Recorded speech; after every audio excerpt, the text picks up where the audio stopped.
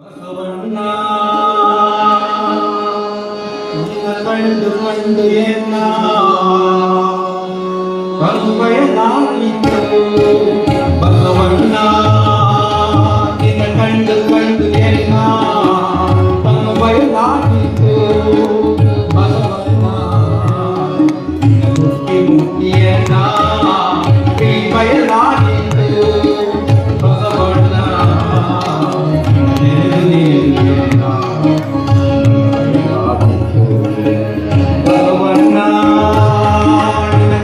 ಕಂಡು ಎನ್ನ ಬಯಲಾಯಿತು.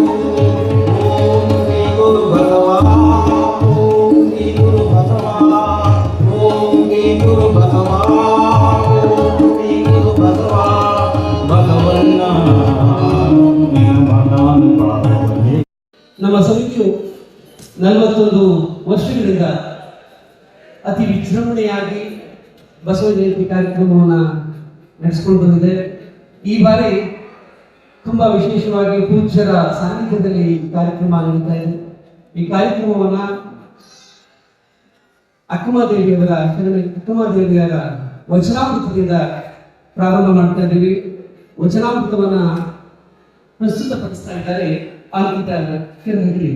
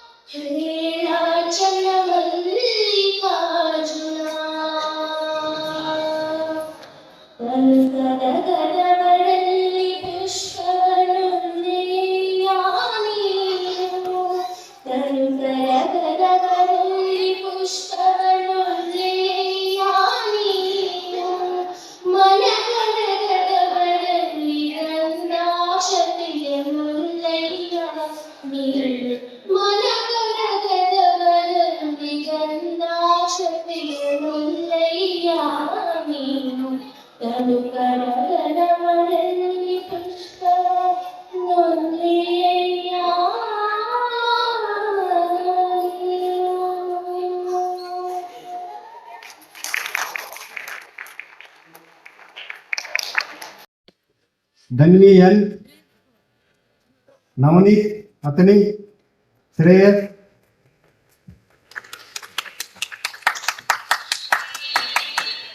ವೀರೇಶ್ ಸಾಗರ್,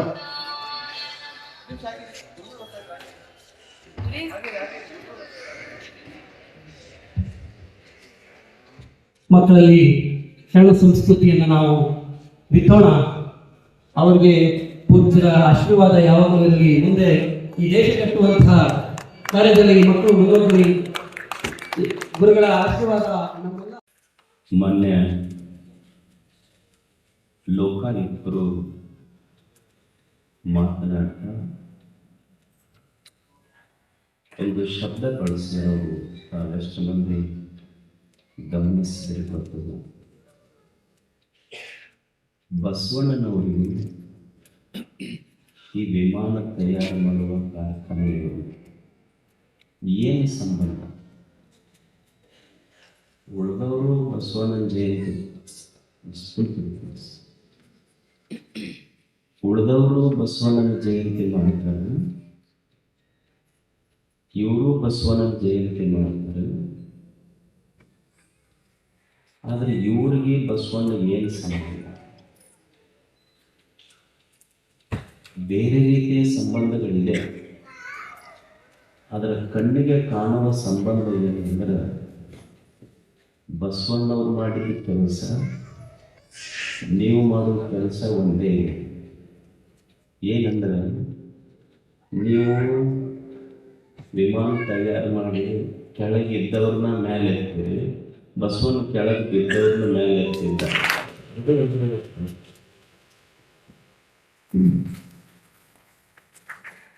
ಈ ರೀತಿಯ ಸಂಬಂಧ ಇದೆ ಇದು. ಆಮೇಲೆ ಈ ಕಾರ್ಖಾನೆಯಲ್ಲಿ ಕರ್ನಾಟಕದ ಮೂಲೆ ಮೂಲೆಗಳಿಂದ, ಬೀದರ್ದಿಂದ ಬೆಂಗಳೂರಿನವರೆಗೆ ಹಲವು ಜಿಲ್ಲೆಗಳ ಜನ ಇರುವ ಕರ್ನಾಟಕ, ಹಲವು ಭಾಷಾ ಪದ್ಧತಿಗಳಿವೆ, ಹಲವು ಸಂಸ್ಕಾರಗಳು, ಹಲವು ಸಂಸ್ಕೃತಿಗಳು. ಕರ್ನಾಟಕ ಅಂದರೆ ಒನ್ ಸ್ಟೇಟ್ ಮೆನಿ ವರ್ಡ್ಸ್, ಒಂದು ರಾಜ್ಯ ಹಲವು ಜಗತ್ತುಗಳನ್ನೇ ಈ ರಾಜ್ಯದಲ್ಲಿ ಕಾಣಬಹುದು. ಅಂಥ ಬಹುವಿಧದ ಸಂಸ್ಕೃತಿಯ ಸಂಸ್ಕಾರದ ಪ್ರತಿನಿಧಿಗಳು ಬಸವಣ್ಣ. ಅಂಥ ಪುಣ್ಯ ಪುರುಷನ, ವಿಭೂತಿ ಪುರುಷನ ಜಯಂತಿಯಾಗಿ ಇಟ್ಕೊಂಡು ಇಲ್ಲಿ 41 ವರ್ಷಗಳವರೆಗೆ ಈ ಕಾರ್ಯಕ್ರಮ ಇಲ್ಲಿ ನಡೀತಾ ಇದೆ. ಈ ಕಾರ್ಯಕ್ರಮದಲ್ಲಿ ಪಾಲ್ಗೊಂಡ ಎಲ್ಲ ಹಿರಿಯರಿಗೂ ತಮಗೂ ಶರಣಾಗ್ತದೆ. ಮನುಷ್ಯ ಜೀವನದಲ್ಲಿ 3 ವಿಷಯಗಳನ್ನು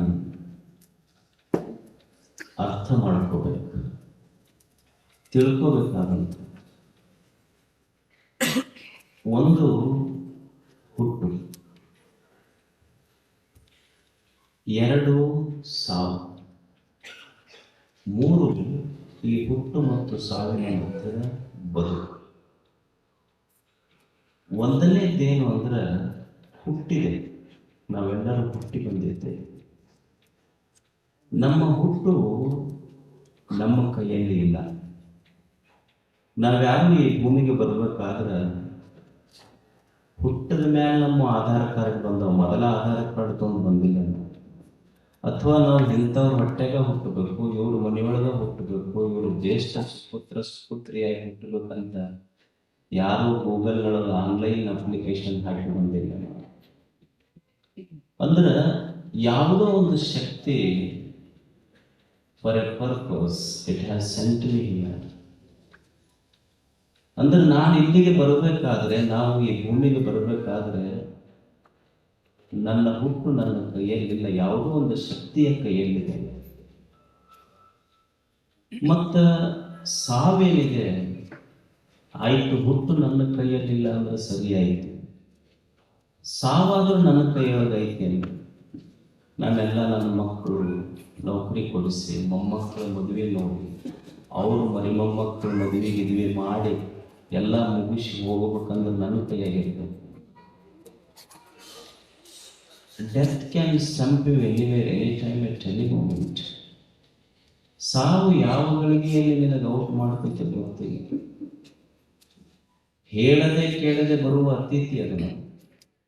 ಕರ್ಗದ ಒಂದು ಪವಾಡ ಏನಂದ್ರೆ ಮನುಷ್ಯನ ಆದಿ ಅಂತ್ಯ, ಆದಿಯಾದ ಹುಟ್ಟು, ಅಂತ್ಯವಾದ ಸಾವು, ಇವೆರಡನ್ನೂ ತನ್ನ ಕೈಯೊಳಗೆ ಇಟ್ಟುಕೊಂಡು ಈ ಹುಟ್ಟು ಸಾವುಗಳ ಮಧ್ಯದ ಬದುಕನ್ನ ನಮ್ಮ ಉಡಿಯೊಳಗೆ ಹಾಕಿ ನೀ ಹೆಂಗ್ ಬದುಕ್ತು ಅಂತ ನಮ್ಮ ಉಡಿಯೊಳಗೆ ಹಾಕಿ ಕಳಿಸ್ತೀವಿ. ಅಂದ್ರೆ ನಿಸರ್ಗ ನಮ್ಮ ಬದುಕುವುದು ನಮ್ಮ ಕೈಯೊಳಗಿದೆ. ನಾವು ಹೆಂಗೆ ಬದುಕಬೇಕು ಅನ್ನೋದು ನಮ್ಮ ಕೈಯೊಳಗಿದೆ. ಬದುಕೀವಿ ಹೆಂಗೆ ಬದುಕೀವಿ?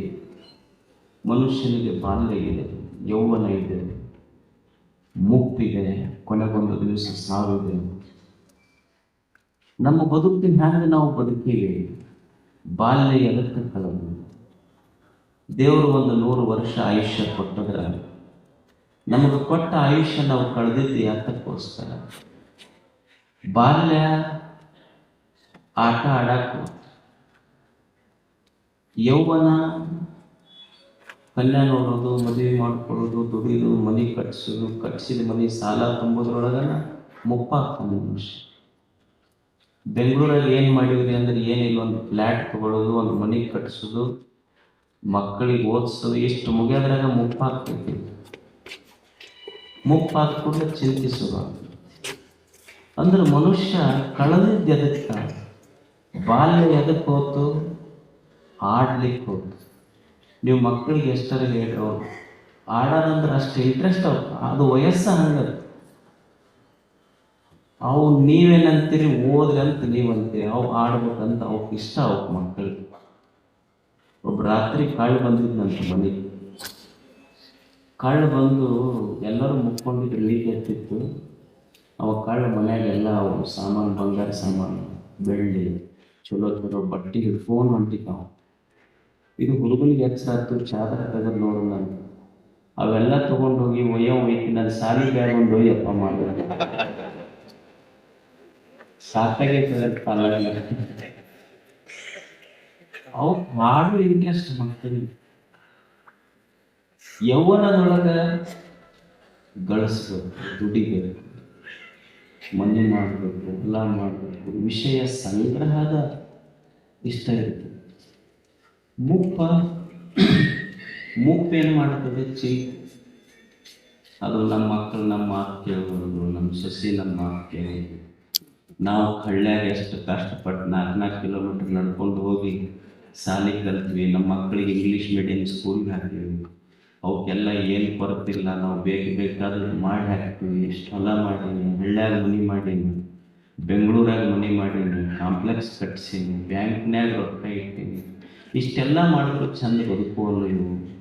ನನಗೇನು ಚಿಂತೆ ಅಂದ್ರೆ ಮುದುಕಂತಿರ್ತೀವಿ, ಮುಂದೆ ನಾ ಹೋದ್ಮೇಲೆ ಇವ್ರು ಹೆಂಗ ಅಂತ ಮುದುಕ್ ಚಿಂತೆ ಮಾಡ್ತಿರ್ತೀರ. ಅವು ಮಕ್ಳು ಅಂತಿರ್ತಾವ, ನೀವು ಹೋಗಾರ ಹೋಗ, ಆಮೇಲೆ ಮಸ್ತ್ ನಮಗೆ ಚಿಂತೆ ಇದ್ದಿದ್ದ ದೊಡ್ಡ ಚಿಂತೆ ಇರ್ತದೆ. ಅಂದ್ರೆ ಬಾಲ್ಯ ಆಟಕ್ಕ, ಯೌವನ ಊಟಕ್ಕ, ಮುಪ್ಪು ಚಿಂತೆಗೆ ಹೋದ ಮೇಲೆ ಉಳಿದ ಆಯುಷ್ಯ ಎದಕ್ಕೆ? ಮನುಷ್ಯ ಮಾಡಿದ್ದೇ ಇಲ್ಲ. ಒಂದು ಸಣ್ಣ ಹೂವು ಬದುಕಿದ್ದೆಷ್ಟು ದಿವಸ? 1 ದಿವಸ ಬದುಕ್ತದೆ. ಮನುಷ್ಯನ ಹಾಗೆ 100 ವರ್ಷ ಬದುಕಿಲ್ಲ ಭೂಮಿ ಮೇಲೆ. ಒಂದೇ ದಿವಸ ಬದುಕಿದ ಹೂವು ಭೂಮಿ ಮೇಲೆ ಹೆಂಗೆ ಬದುಕ್ತು ಅಂದ್ರೆ ತನ್ನನ್ನು ನಿರ್ಮಾಣ ಮಾಡಿದ ದೇವರ ತೆರೆ ಮೇಲೆ ಕುಂತು ತನ್ನ ಜೀವನವನ್ನು ಸಾರ್ಥಕ.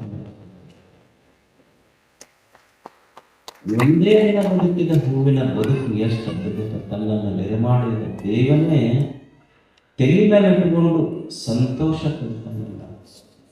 ಕೂಡಲ ಸಂಘ ತನಗೆ ಬೇಕೆಂದು ಎತ್ತಿಕೊಂಡು ಬಸವಣ್ಣವರಿಗೆ ದೇವರ ಎತ್ಕೊಂಡ.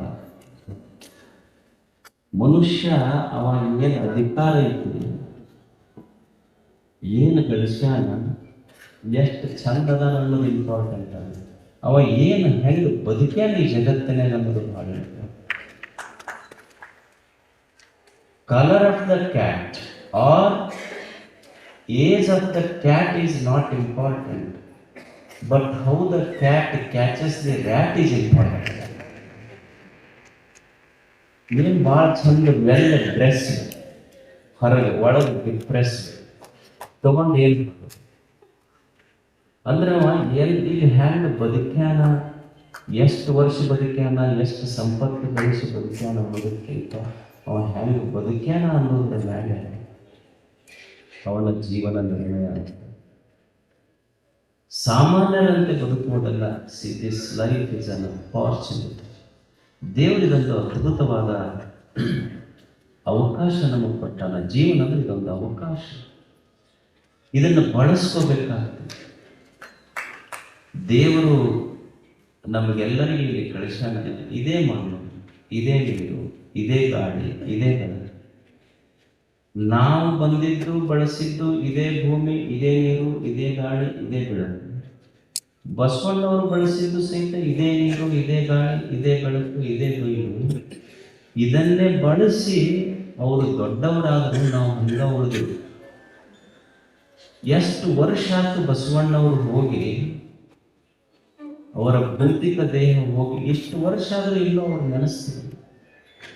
ಎಷ್ಟು ಜನ ರಾಜ ಮಹಾರಾಜರು ಈ ಕನ್ನಡದ ಮಣ್ಣಿನಲ್ಲಿ ಆಗಿ ಹೋಗಿಲ್ಲ. ಎಷ್ಟು ಜನ ರಾಜ ಮಹಾರಾಜರು ಆಗಿ ಹೋಗ್ಯಾರ. ಯಾರ ಜಯಂತಿಗಳು ನಾವು ಮಾಡಕತ್ತಿಲ್ಲ. ಆದರೆ ಒಬ್ಬ ಮಹಾತ್ಮ ಬಸವಣ್ಣನ ಜಯಂತಿ ಇಂದು 900 ವರ್ಷಗಳಾಗಿ ಇವತ್ತು ಆಚರಣೆ ಮಾಡಿ ಮನಸ್ಸಿಗೆಲ್ಲ. ಯಾಕಂದ್ರೆ ಮಹಾರಾಜರು ಆಗಿ ಹೋಗ್ಯಾರ, ಮಹಾತ್ಮರು ಆಗಿ ಹೋಗ್ಯಾರ. ವ್ಯತ್ಯಾಸ ಏನಂದ್ರೆ ಅವರು ಒಬ್ಬ ಸಾಮ್ರಾಟ, ಇವರು ಸಾಮ್ರಾಟರೇ. ಮಹಾರಾಜ ಮಣ್ಣನ್ನಾಳುವ ಸಾಮ್ರಾಟ, ಬಸವಾದಿ ಶರಣರು ಮನಸ್ಸಿನ ಸಾಮ್ರಾಟ. ಅವರು ಮಣ್ಣನ್ನಾಡಿ ಮಣ್ಣಿಗೆ ಹೋದರು. ಇವರು ಮನಸ್ಸುಗಳನ್ನಾಡಿ ಮನಸ್ಸುಗಳು. ಅವರು ಕುಳಿತಿದ್ದೇನೈತಿ, ಮಹಾರಾಜರು ಕುಳಿತಿದ್ದು ಬಂಗಾರದ ಸಿಂಹಾಸನ ಇರಬಹುದು, ಆದರೆ ಅದನ್ನು ಇಳಿಸಿದವರು ಅದಾರ. ಇವರು ಕುಳಿತ ಸಿಂಹಾಸನ ಬಂಗಾರದ ಸಿಂಹಾಸನ ಅಲ್ಲ, ನಾಡಿನ ಜಿಜ್ಞಾಸುಗಳ ಹೃದಯ ಸಿಂಹಾಸನದೊಳಗೆ ಕುಂತಾರೆ. ಅದಕ್ಕಾಗಿ ಇಷ್ಟು ವರ್ಷ ಆದರೂ ಸಹಿತ ಅವರ ನೆನಪು ನಮ್ಮೆಲ್ಲರ ಸುಮ್ಮನೆ ನಿಮ್ಮಂಥವ್ರು ಅವ್ರ ಬಗ್ಗೆ ಹೇಳುವುದಲ್ಲ, ತಿಳಿದವರು ಜ್ಞಾನಿಗಳು. ಸಿದ್ಧರಾಮ, ಸೊನ್ನಲಿಗೆಯ ಸಿದ್ಧರಾಮ ಅಂತ, ಸೊನ್ನಲಿಗೆಯ ಸಿದ್ಧರಾಮ ಬಸವಣ್ಣವ್ರ ಬಗ್ಗೆ ಬರೀತಾರೆ. ನಿಮ್ಮ ಸಂಗನ ಬಸವಣ್ಣ ಒಂದು ಕಲ್ಯಾಣದಲ್ಲಿ ಒಂದು ಮನೆಯ ಕಟ್ಟಿದರೆ ಮರ್ತ್ಯಲೋಕವೆಲ್ಲವೂ ಭಕ್ತಿ ಸಾಮ್ರಾಜ್ಯವಾಗಿ. ನಿಮ್ಮ ಸಂಗನ ಬಸವಣ್ಣ ಬಂದು ಕಲ್ಯಾಣದಲ್ಲಿ ಒಂದು ಮನೆಯ ಕಟ್ಟಿದರೆ ಮರ್ತ್ಯಲೋಕವೆಲ್ಲವೂ ಭಕ್ತಿ ಸಾಮ್ರಾಜ್ಯವಾಯಿತು. ಆ ಮನೆಯೊಳಗೆ ತೆಲೆಬಾಗಿ ಹೊಕ್ಕವರೆಲ್ಲ ನಿಜ ಪದವಿಯನ್ನು ಪಡೆದರು. ಆ ಗೃಹವ ನೋಡಲೆಂದು ಹಲವು ಕಾಲ ತಪ್ಪಿಸಿದ್ದೆ ನೋಡ. ಕಪಿಲ ಸಿದ್ಧ ಮಲ್ಲಿನಾಥ ನಿಮ್ಮ ಶರಣ ಸಂಗನ ಬಸವಣ್ಣನ ಮಹಾಮನೆಯ ಕಂಡು ನಮೋ ನಮೋ ಎಂದು ಬದುಕಿದೆನು. ಮಜಾ ಹೆಂಗೈತ್ ನೋಡು. ನಿಮ್ಮ ಶರಣ ಸಂಗನ ಬಸವಣ್ಣ ಬಂದು ಕಲ್ಯಾಣದಲ್ಲಿ ಒಂದು ಮನೆಯ ಕಟ್ಟಿದರೆ ಮರ್ತ್ಯಲೋಕವೆಲ್ಲವೂ ಭಕ್ತಿ ಸಾಮ್ರಾಜ್ಯವಾಗಿದೆ. ಬಸವಣ್ಣ ಕಲ್ಯಾಣಕ್ಕೆ ಬಂದು ಒಂದು ಮನೆ ಕಟ್ಟಿದ್ರೆ ಈ ಮನುಷ್ಯ ಲೋಕವೇ ಭಕ್ತಿಯ ಸಾಮ್ರಾಜ್ಯ ಐತಿ. ಎಲ್ಲೆಲ್ಲಿ ಬೇಕು ಅಲ್ಲೆಲ್ಲಿ ಪ್ರೇಮದ ವಾತಾವರಣ ತುಂಬ, ಭಕ್ತಿಯ ವಾತಾವರಣ ತುಂಬ. ಬಸವಣ್ಣನೂ ಮನೆ ಕಟ್ಟ್ಯಾನ, ನಾವು ಮನೆ ಕಟ್ಟಿವಿ. ಬಸವಣ್ಣವರು ಮನೆ ಕಟ್ಟಿದ್ರ ಎಲ್ಲರ ಹೃದಯದಲ್ಲಿ ಮನೆ ತುಂಬ. ನಾವು ಮನೆ ಕಟ್ಟಿವಿ ಅಂದ್ರೆ ನಮ್ದು ಏನು ಅರ್ಥ ಅಂದ್ರೆ, ಇಲ್ರಿ ಮನೆ ಕಟ್ಸಕತ್ತೀವಿ ಅಂದ್ರೆ ಅವ್ರು ಬೇರೆ ಆಗ್ತಾರಂತ ಅರ್ಥ.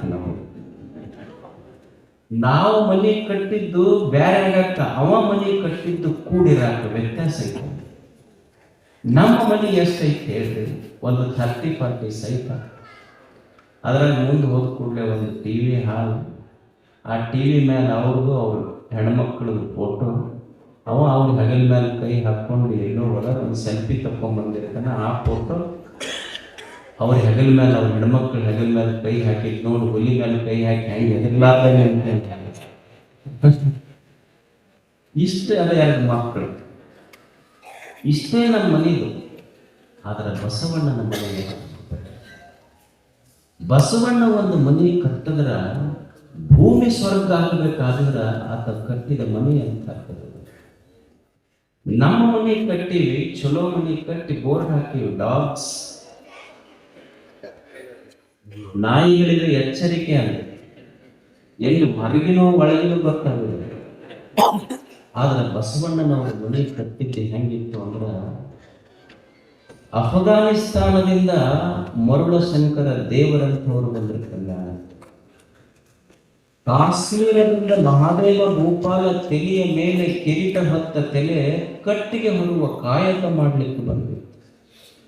ಗುಜರಾತದಿಂದ ಆದಯ್ಯನಂತವರು ಬಂದರು, ಒರಿಸ್ಸಾದಿಂದ ಸುಜ್ಞಾನ ದೇವನಂತವರು ಬಂದರು, ಮಹಾರಾಷ್ಟ್ರದಿಂದ ಸಿದ್ದರಾಮನಂತವರು ಬಂದರು.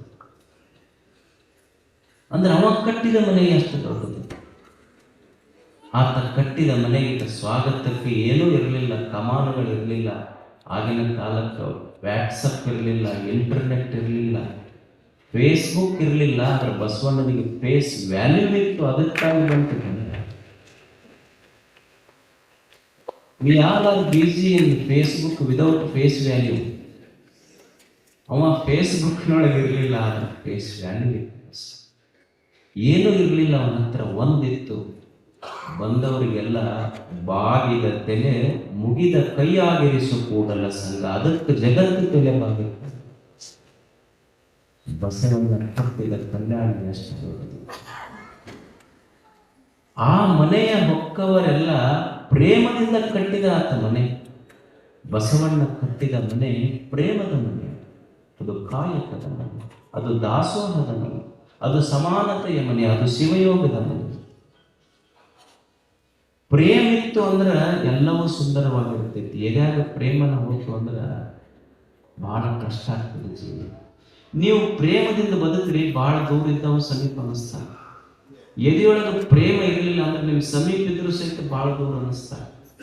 ನಿಮ್ಗೊಂದು ತಾಜಾ ನಿಮ್ಮದ ಎಕ್ಸಾಂಪಲ್ ಹೇಳ್ತೀನಿ. ಪ್ರೇಮ ಇದ್ರೆ ಎಷ್ಟು ದೂರ ಇದ್ದವ್ರು ಹೆಂಗೆ ಸಮೀಪ ಅನಿಸ್ತಾರೆ. ಮನುಷ್ಯನ ಎದೆಯಾಗಿ ಪ್ರೇಮದ ಕೊರತೆ ಇತ್ತು ಅಂದ್ರೆ ಎದುರಿದ್ದವ್ರು ಎಷ್ಟು ದೂರ ಅನಿಸ್ತಾರೆ. ಈಗ ನೀವು ಮದುವೆ ಆಗಿರಿ, ಮದುವೆಗಿಂತ ಮೊದಲು ಎಂಗೇಜ್ಮೆಂಟ್ ಮಾಡ್ತೀವಿ. ಎಂಗೇಜ್ಮೆಂಟ್ ಆದ ತಕ್ಷಣ ಮೊದಲ ಕೆಲಸ ಅಂದ್ರೆ ಹೊರ ಒಂದು ವಧುವಿಗೆ ಒಂದು ಫೋನ್ ಕೊಡಿಸ್ತಾರೆ. ಫಸ್ಟ್ ಕೆಲಸ ಫೋನ್ ಕೊಟ್ಟು ಕೂಡಲೇ ಅವ್ರು ಏನು ಮಾಡ್ತಾರೆ ಅಂದ್ರೆ ಮನ್ಯಾಗ ಎಲ್ಲರೂ ಒಂದು ಮಕ್ಕಳದಾಗ ನೋಡ್ತಿರ್ತಾರೆ. ಇವ್ರ ರೂಮ್ನಾಗ ಅವ್ರ ರೂಮ್ನಾಗ ಅವ್ರ ಹುಡುಗ ಎಲ್ಲೋ ಇರ್ತಾನೆ, ದೂರ ಒಂದು 400-500 ಕಿಲೋಮೀಟರ್ ದೂರನಾಗ ಇರ್ತಾರೆ. ಹುಡುಗಿ ಒಂದು ಕಡೆ, ಹುಡುಗ ಒಂದು ಕಡೆ, ಇಬ್ರು ಫೋನ್ನಾಗ ಮಾತಾಡ್ತಿರ್ತಾರೆ. ನೀವು ಮಕ್ಕಳು ಮಾತಾಡೋದು ನೋಡ್ರಿ, ಪ್ರೇಮ ಇರ್ತೈತಲ್ಲ, ಮೆಲ್ಲಕ್ಕೆ ಮಾತಾಡ್ತಿರ್ತಾರೆ. ಇವ್ರು ಮೆಲ್ಲಕ್ಕೆ ಮಾತಾಡಿದ್ರು 500 ಕಿಲೋಮೀಟರ್ ದೂರ ಇರೋರಿಗೆ ಕೇಳ್ತಿರ್ತಾರೆ. ಮದುವೆ ಆದ್ಮೇಲೆ ಎರಡು ಎದುರ ಇರ್ತಾವ, ಒದರಾಡ್ತಿರ್ತಾವ, ಎದುರ ಇರ್ತಾವ, ಸಿಗ್ತಿರ್ತಾವ. ಕಿವಿ ಕೇಳೋದಿಲ್ಲ, ನಾ ಹೇಳಿದ್ದಂತ ಇದು ಅಂತಿರ್ತೀನಿ, ಏನ್ ಹೇಳ್ತಿ ತಿಳಿದಿಲ್ಲ ಅಂತ ಅದು ಅಂತಿರ್ತಾರೆ. ಅಂದ್ರೆ ದೂರ ಇದ್ರು ಪ್ರೇಮ ಇತ್ತು, ಬಹಳ ಸಮೀಪ ಇದ್ರು. ಇವತ್ತಿಬ್ರು ಸಮೀಪ ಅದರ, ಎದಾಗ ಪ್ರೇಮ ಇರಲಾರ್ದಕ್ಕೆ ಬಹಳ ದೂರ ಅನಿಸ್ತೈತಿ. We are applying for a divorce between our. ಪ್ರೇಮ ಇತ್ತು ಬಹಳ ಸಣ್ಣದಾಗಿ ಸಮೀಪ ಆಗುತ್ತೆ ಜಗತ್ತು. ಯಾವಾಗ ದ್ವೇಷ ಇತ್ತು ಅಂದ್ರೆ ಬಹಳ ದೂರ ಆಗುತ್ತೆ. ಬಸವಣ್ಣನ ಸನಿಹಕ್ಕೆ ಯಾಕೆ ಜಗತ್ತು ಬಂತು ಅಂದ್ರೆ ಬಸವಣ್ಣನ ಎದಾಗ ಪ್ರೇಮ ಇತ್ತು, ಅದಕ್ಕೆ ಮರ್ತೆ ಲೋಕವೆಲ್ಲ ಭಕ್ತಿ ಸಾಮ್ರಾಜ್ಯ. ಆ ಮನೆಯ ಹೊಕ್ಕವರೆಲ್ಲ ತೆಲೆವಾಗಿ ಹೊಕ್ಕವರೆಲ್ಲ ಘನಪದವಿ ಎಂಬ. ಬಸವಣ್ಣವ್ರ ಹತ್ರ ಯಾರ್ಯಾರು ಬಂದ್ರು ಅಂದ್ರೆ ಎಲ್ಲರಿಗಿದ್ದು ತಾನು ಪ್ರಧಾನಮಂತ್ರಿ ಇದ್ರು ಸುಮ್ಮನೆ ಡಮರುಗ ಬಾರಿಸುವ ಅಲ್ಲಮನನ್ನ ಅಧ್ಯಕ್ಷನನ್ನಾಗಿ ಮಾಡಿದ. ಅಕಸ್ಮಾತ್ ನಮಗ ಅವಕಾಶ ಸಿಕ್ಕಿತ್ತಂದ್ರೆ ನಮ್ಮದ ಒಂದು ಕಟ್ಕೊಂಡು ಇದ್ದವ್ರು ನಡೆಸ್ತಿದ್ವಿ ನಾವು. ಎಲ್ಲೋ ಎಲ್ಲೋ ಗೊತ್ತಿರದೆ ಬಂದಂತಹ ಒಬ್ಬ ವ್ಯಕ್ತಿಯನ್ನ, ಅನುಭಾವಿಯನ್ನ ಅಲ್ಲಮನನ್ನ ಅಧ್ಯಕ್ಷನನ್ನಾಗಿ. ಯಾರ್ಯಾರು ಅವ್ರ ಸಮೀಪಕ್ಕೆ ಬಂದರು ಅವ್ರನ್ನೆಲ್ಲರನ್ನ ದೊಡ್ಡವ್ರನ್ನ ಮಾಡಿದ್ದ ಬಸವಣ್ಣ. ಅಲ್ಲಿ ಯಾರಿದ್ರು? ಏನು ಯಾರ ಇನ್ಫ್ಲೂಯೆನ್ಸ್ ತಗೊಂಡು ಬಂದಿದ್ರ? ರೆಕಮೆಂಡೇಶನ್ ಲೆಟರ್ ತಗೊಂಡು ಬಂದಿದ್ರ? ಏನೂ ಇರಲಿಲ್ಲ. ಕಸ ಹೊಡೆಯವರಿದ್ರು, ಬುಟ್ಟಿ ಹೆಡೆಯವರಿದ್ರು, ಹಗ್ಗ ಹೊಸವರಿದ್ರು, ನಾವಿ ಹಾಕೋರಿದ್ರು, ಬಟ್ಟಿ ತೊಳೆಯವರಿದ್ರು, ಕಟ್ಟಿಗೆ ಒಡೆಯವರಿದ್ರು, ದನ ಕಾಯವರಿದ್ರು. ಇಂಥವ್ರನ್ನೆಲ್ಲ ದೊಡ್ಡವ್ರನ್ನ ಮಾಡಿದ ಬಸವಣ್ಣ. ದನ ಕಾಯ ಹುಡುಗಿದ್ದ ತುರುಗಾಯಿ ರಾಮಣ್ಣ, ಅವನ ಹತ್ರ ಹೋಗಿ ದನ ಕಾಯಕತ್ತಿತ್ತು ಹುಡುಗ. ಬಸವಣ್ಣವರು ನಮಸ್ಕಾರಪ್ಪ, ಶರಣ ನೀ ದೇವರಪ್ಪ ನೀನು. ಅದು ದನ ಕಾಯ ಹುಡುಗಂತೂ ಯಪ್ಪ ನಾವ್ಯಾ ದೇವ್ರಿ, ನಾವು ದನ ಕಾಯವ್ರು ಹೆಂಗೆ ದೇವ್ರಾಗ್ತಾರೆ? ಬಸವಣ್ಣ ಅಂತಾನ ಇಲ್ಲೋ ನೀನು ದೇವ್ರ. ಅದು ದನ ಕಾಯ ಹುಡುಗ ತುರುಗಾಯಿ ರಾಮಣ್ಣ ಅಂತಾನ, ನಾವು ದನ ಕಾಯವ್ರಿ, ನಾವ್ಯಾಂಗ ದೇವ್ರಾಗ್ತೀವಿ? ಬಸವಣ್ಣ ಅಂತಾನ ದೇವ್ರ ಕೆಲಸ ಮಾಡಕತ್ತೀಯೋ ನೀನು? ದೇವ್ರ ಏನ್ ಮಾಡ್ತಾನಂದ್ರ ನೀನು ದನ ಕಾಯಕತ್ತಿ, ದೇವ್ರ ಜನ ಕಾಯ್ತಾನ. ಕಾಯವರು ದೇವ್ರಾಗ್ತಾರ, ದನ ಜನ ಪ್ರಶ್ನೆ ಇಲ್ಲ, ಕಾಯವರು ಬೇಕು. ಇಲ್ಲ ದನ ಕಾಯ ಹುಡುಗ ತುರುಗಾಗಿ ರಾಮಣ್ಣನಂಥವ್ರು ದೊಡ್ಡವರನ್ನ. ಎಷ್ಟು ಕಸ ಹೊಡೆಯುವ ಹೆಣ್ಮಗಳಲ್ಲಿ ಎಷ್ಟು ಪ್ರಾಮಾಣಿಕತೆ ತುಂಬಿದೆ. ಬೆಳಿಗ್ಗೆ ಕಸ ಹೊಡೆಯುವ ಹೆಣ್ಮಗಳು ಸತ್ಯಕ್ಕೆ ಆಕೆ ಕೆಲಸ. ಅಕ್ಕಿ ಅಂತಾಳ, ನಾನು ಕಸ ಹೊಡೆಯುವಾಗ ಯಾರದರ ಮನೆ ಮುಂದೆ ಏನಾದರೂ ಸಾಮಾನು ಬಿದ್ದಿದ್ದು ಅವ್ರಿಗೆ ಕೈ ಮುಟ್ಸೋದಲ್ಲ, ಕೈ ಮುಟ್ಟಿ ಎತ್ತಿದ ನಾದಡೆ ನಿಮ್ಮಾಣೆ ನಿಮ್ಮ ಪ್ರಮತ್ತ. ಇನ್ನೊಬ್ಬರು ವಸ್ತುನ ಕೈ ಮುಟ್ಟಿ ಎತ್ತದ್ರ ನಿಮ್ಮಾಣೆ, ನೀವು ಕೊಟ್ಟ ಭಿಕ್ಷೆಗಳನ್ನು ಬದುಕ್ತೀವಿ. ಅಂದ್ರೆ ಏನೋ ಶಾಲೆ ಕಲಿಯದ ಮಂದಿ ಎಲೆಯಾಗ ಎಂಥ ಪ್ರಾಮಾಣಿಕತೆ ಬಿದ್ದಿದೆ ಬಸವ.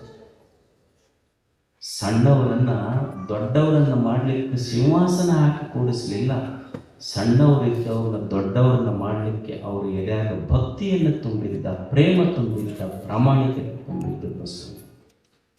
ಇಂಥ ಅವರು ಕಟ್ಟಿದ ಕಾಯಕದ ದಾಸೋಹದ ಶಿವಯೋಗದ ಸಮಾನತೆಯ ಮನೆಯನ್ನು ನೋಡಲಿಕ್ಕೆ ಸಿದ್ಧರಾಮ ಅಂತ ನನ್ನ ಬಹಳ ದಿವಸ ತಪಸ್ಸು ಮಾಡಿ ಬಸವಣ್ಣ ಕಟ್ಟಿದ ಮಹಾಮನೆ ನೋಡಬೇಕು. ಅಂಥ ತಪಸ್ವಿಯ ಮನೆ ನೋಡಬೇಕು. ನೋಡಿ ನಾನು ಬದುಕಿದ್ದೇನೆಂದ್ರೆ ಯಾವಾಗ ಅವರ ಬದುಕನ್ನು ನೋಡಿದೆನು, ಶರಣನ ಬದುಕನ್ನು. ನನಗೆ ತುಂಬ ಖುಷಿಯಾಯಿತು. ಜೀವನ ಬದುಕಿಗೆ, ನನ್ನ ಬದುಕಿಗೆ ಅರ್ಥ ಬಂತು ಅಂತ ಸ್ವರ್ಣಮಲ್ಲಿಗೆ ಸಿದ್ಧರಾಮ. ಇದು ಕಲ್ಯಾಣ. ನಮ್ಮ ದೃಷ್ಟಿಯಲ್ಲಿ ಕಲ್ಯಾಣ ಅಂದ್ರೆ ಏನು? ನಮ್ಮ ಕಲ್ಯಾಣಕ್ಕೂ ಬಸವಣ್ಣನ ಕಲ್ಯಾಣ ಬಹಳ ವ್ಯತ್ಯಾಸ. ಬಸವಣ್ಣನವರಿಗೆ ಕಲ್ಯಾಣ ಅಂದ್ರೆ ಅದೊಂದು ಊರಾಗಿರಲಿಲ್ಲ. ಕಲ್ಯಾಣ ಅಂದ್ರೆ it is a vision, it is a mission for you. ನಮಗೆ ಕಲ್ಯಾಣ ಅಂದ್ರೆ ಬೇರೆನೇ ಅರ್ಥ ನಮಗೆ. ನೀವು ನೋಡ್ರಿ, ನಾನು ಈಗ ಮಠಕ್ಕೆ ಬಂದಿರ್ತಾರೆ ಜನ, ಬಂದು ಮಕ್ಕಳು ಕರ್ಕೊಂಡ್ಬರ್ತಾರೆ, ಬಂದು ನಮಸ್ಕಾರ ಮಾಡಿಸಿದವ್ರ ಯಪ್ಪ ಮಕ್ಕಳಿಗೆ ಕಲ್ಯಾಣ ಆಗ್ಬೇಕಂತ. ನಮ್ಮ ದೃಷ್ಟಿಯಲ್ಲಿ ಕಲ್ಯಾಣ ಆಗೋದಂದ್ರೆ ಮದುವೆ ಆಗೋದು ಅಂತ ಅರ್ಥ ಅಷ್ಟೇ. ಬಂದು ನಮಸ್ಕಾರ ಮಾಡಿದವ್ರ ಕಲ್ಯಾಣ ಆಗೋದು. ಅವ್ರಿಗೆ ಗುರುಗಳಿಗೆ ಅವ್ರು ಮಠದಾಗಿದ್ದಕ್ಕೆ ಏನು ಗೊತ್ತು, ಕಲ್ಯಾಣ ಅಂದ್ರೆ ಏನು ಅಂತ ಅವ್ರು ಕೇಳಿದ್ರಪ್ಪ, ನನ್ನ ಮಗ ಮದುವೆ ಆಗಿ ಸುಖವಾಗಿರ್ಬೇಕು ನೋಡಿ, ಆಶೀರ್ವಾದ ಮಾಡ. ಅವ್ರು ಸ್ವಾಮಿಗಳಂದ್ರು, ಇಲ್ಲ ಒಂದು ಆಶೀರ್ವಾದ ಮಾಡ್ತೀನಿ, ಇಲ್ಲ ಮದುವೆ ಆಗ್ಲಂತರ ಮಾಡ್ತೀನಿ, ಇಲ್ಲ ಸುಖವಾಗಿರ್ಲಂತರ ಮಾಡ್ತೀನಿ, ಎರಡು ಕೂಡಿ ಮಾಡಕ್ಕೆ ಬರೋದಿಲ್ಲ ನನಗೆ. ಹಂಗಾಗಿ ಸಕ್ಸಸ್ಸು ಆಗಿಲ್ಲ, ಒಂದು ಮಾಡ್ತಿಲ್ಲ. ನಮ್ಮ ದೃಷ್ಟಿಯಲ್ಲಿ ಕಲ್ಯಾಣ ಅಂದ್ರೆ ಬರೀ ಸಂಸಾರ. ಒಬ್ಬ ಹೇಳಿದ್, ನನ್ನ ಡಾಕ್ಟರ್ ಹತ್ರ ಹೋದ್, ನನಗೆ 100 ವರ್ಷ ಬದುಕ್ಬೋದು. ಡಾಕ್ಟರ್ ಎಲ್ಲ ಮನುಷ್ಯ 100 ವರ್ಷ ಹೆಂಗೆ ಬದುಕ್ತಾರ ಹೋಗಿ? ವಿಜ್ಞಾನಕ್ಕೆ ಸವಾಲು ಐತೆ 100 ವರ್ಷ ಬದುಕೋದು. ಅವ ಇವ್ರ ಹತ್ರ ಬಿಟ್ಟು ಜ್ಯೋತಿಷಿಗಳ ಹತ್ರ, ನಾನು 100 ವರ್ಷ ಬದುಕ್ಬೋದು. ಅವ್ರು ಜ್ಯೋತಿಷಿಗಳು ಅವನ ಹೆಸರಲ್ಲಿ ತೆಗೆದು ಎಲ್ಲ ಮನುಷ್ಯ ಹೇಳಿದ್ರು, ಮದುವೆ ಆಗಿ ಹೋಗಂದ್ರು. ಅವ ಅಂದ, ಅಲ್ರಿ ಜ್ಯೋತಿಷಿಗಳ, ಮದುವೆ ಆದ್ರೆ ನಾನು 100 ವರ್ಷ ಬದುಕ್ತೇನೆ ಅಂದ್ರೆ. ಇಲ್ಲ, ಮದುವೆ ಆದ್ರೆ 100 ವರ್ಷ ಏನು ಬದುಕುದಿಲ್ಲ, 100 ವರ್ಷ ಬದುಕಬೇಕು ಅನ್ನೋ ಹುಚ್ಚು ವಿಚಾರ ತೆಗೆದು ಹೋಗ್ಬೇಕು. ಹುಚ್ಚು ವಿಚಾರ ಬರೋದಿಲ್ಲ ಮದುವೆ ಆದವರು. ನಮ್ಮ ದೃಷ್ಟಿಯಲ್ಲಿ ಕಲ್ಯಾಣ ಅಂದ್ರೆ ಇಷ್ಟೇ, ಆದರೆ ಬಸವನ ದೃಷ್ಟಿಯಲ್ಲಿ ಕಲ್ಯಾಣ ಇದು ಮರ್ತ ಲೋಕ ಮಹಾದೇವನ ಮನೆಯಾಗಬೇಕು ಅನ್ನೋದು ಬಸವ. ಕಲ್ಯಾಣದ ಕಲ್ಯಾಣ ಅನ್ನೋದು ಒಂದು ಊರಾಗಿರಲಿಲ್ಲ ಅಂತಂದ್ರೆ, ಕಲ್ಯಾಣ ಅನ್ನೋದೊಂದು ಪಟ್ಟಣ ಅಲ್ಲ, ಕಲ್ಯಾಣ ಅನ್ನೋದೊಂದು ಜೀವನ ಪದ್ಧತಿಯಾಗಿದೆ ಅಷ್ಟೇ. ಕಟ್ಟಬೇಕಲ್ಲ, ಕಲ್ಯಾಣ ಕಟ್ಟುವುದು. ಬಸವಣ್ಣವರು ಕಲ್ಯಾಣ ಕಟ್ಟುವುದು. ಧರ್ಮ ಅಂದ್ರೆ ಏನಲ್ಲ, ಶರಣರು ಹೇಳಿದ್ರು ಕೊಲ್ಲದಿರುವುದೇ ಧರ್ಮ, ಕಟ್ಟುವುದು ಧರ್ಮ. ಕಟ್ಟುವುದು ಧರ್ಮ, ಕೆಡಿಸುವುದೇ ಅಧರ್ಮ. ಇಷ್ಟೆಲ್ಲ ದೇವರು ಜಗತ್ತು ನಮಗೆ ಕೊಟ್ಟಾನೆ. ಇಲ್ಲಿ ಏನು ಕೊರತಿದೆ ಹೇಳಿ?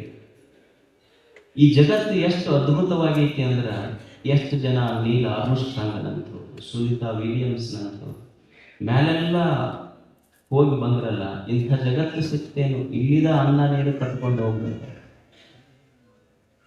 ಎಷ್ಟು ಜನ ಕೊಲಂಬಸ್, ವಾಸ್ಕೋಡ ಗಾಮನಂಥ ಗಗನಯಾತ್ರಿಗಳು ಯಾತ್ರೆ ಮಾಡೋದಲ್ಲ ಸಮುದ್ರದಲ್ಲಿ.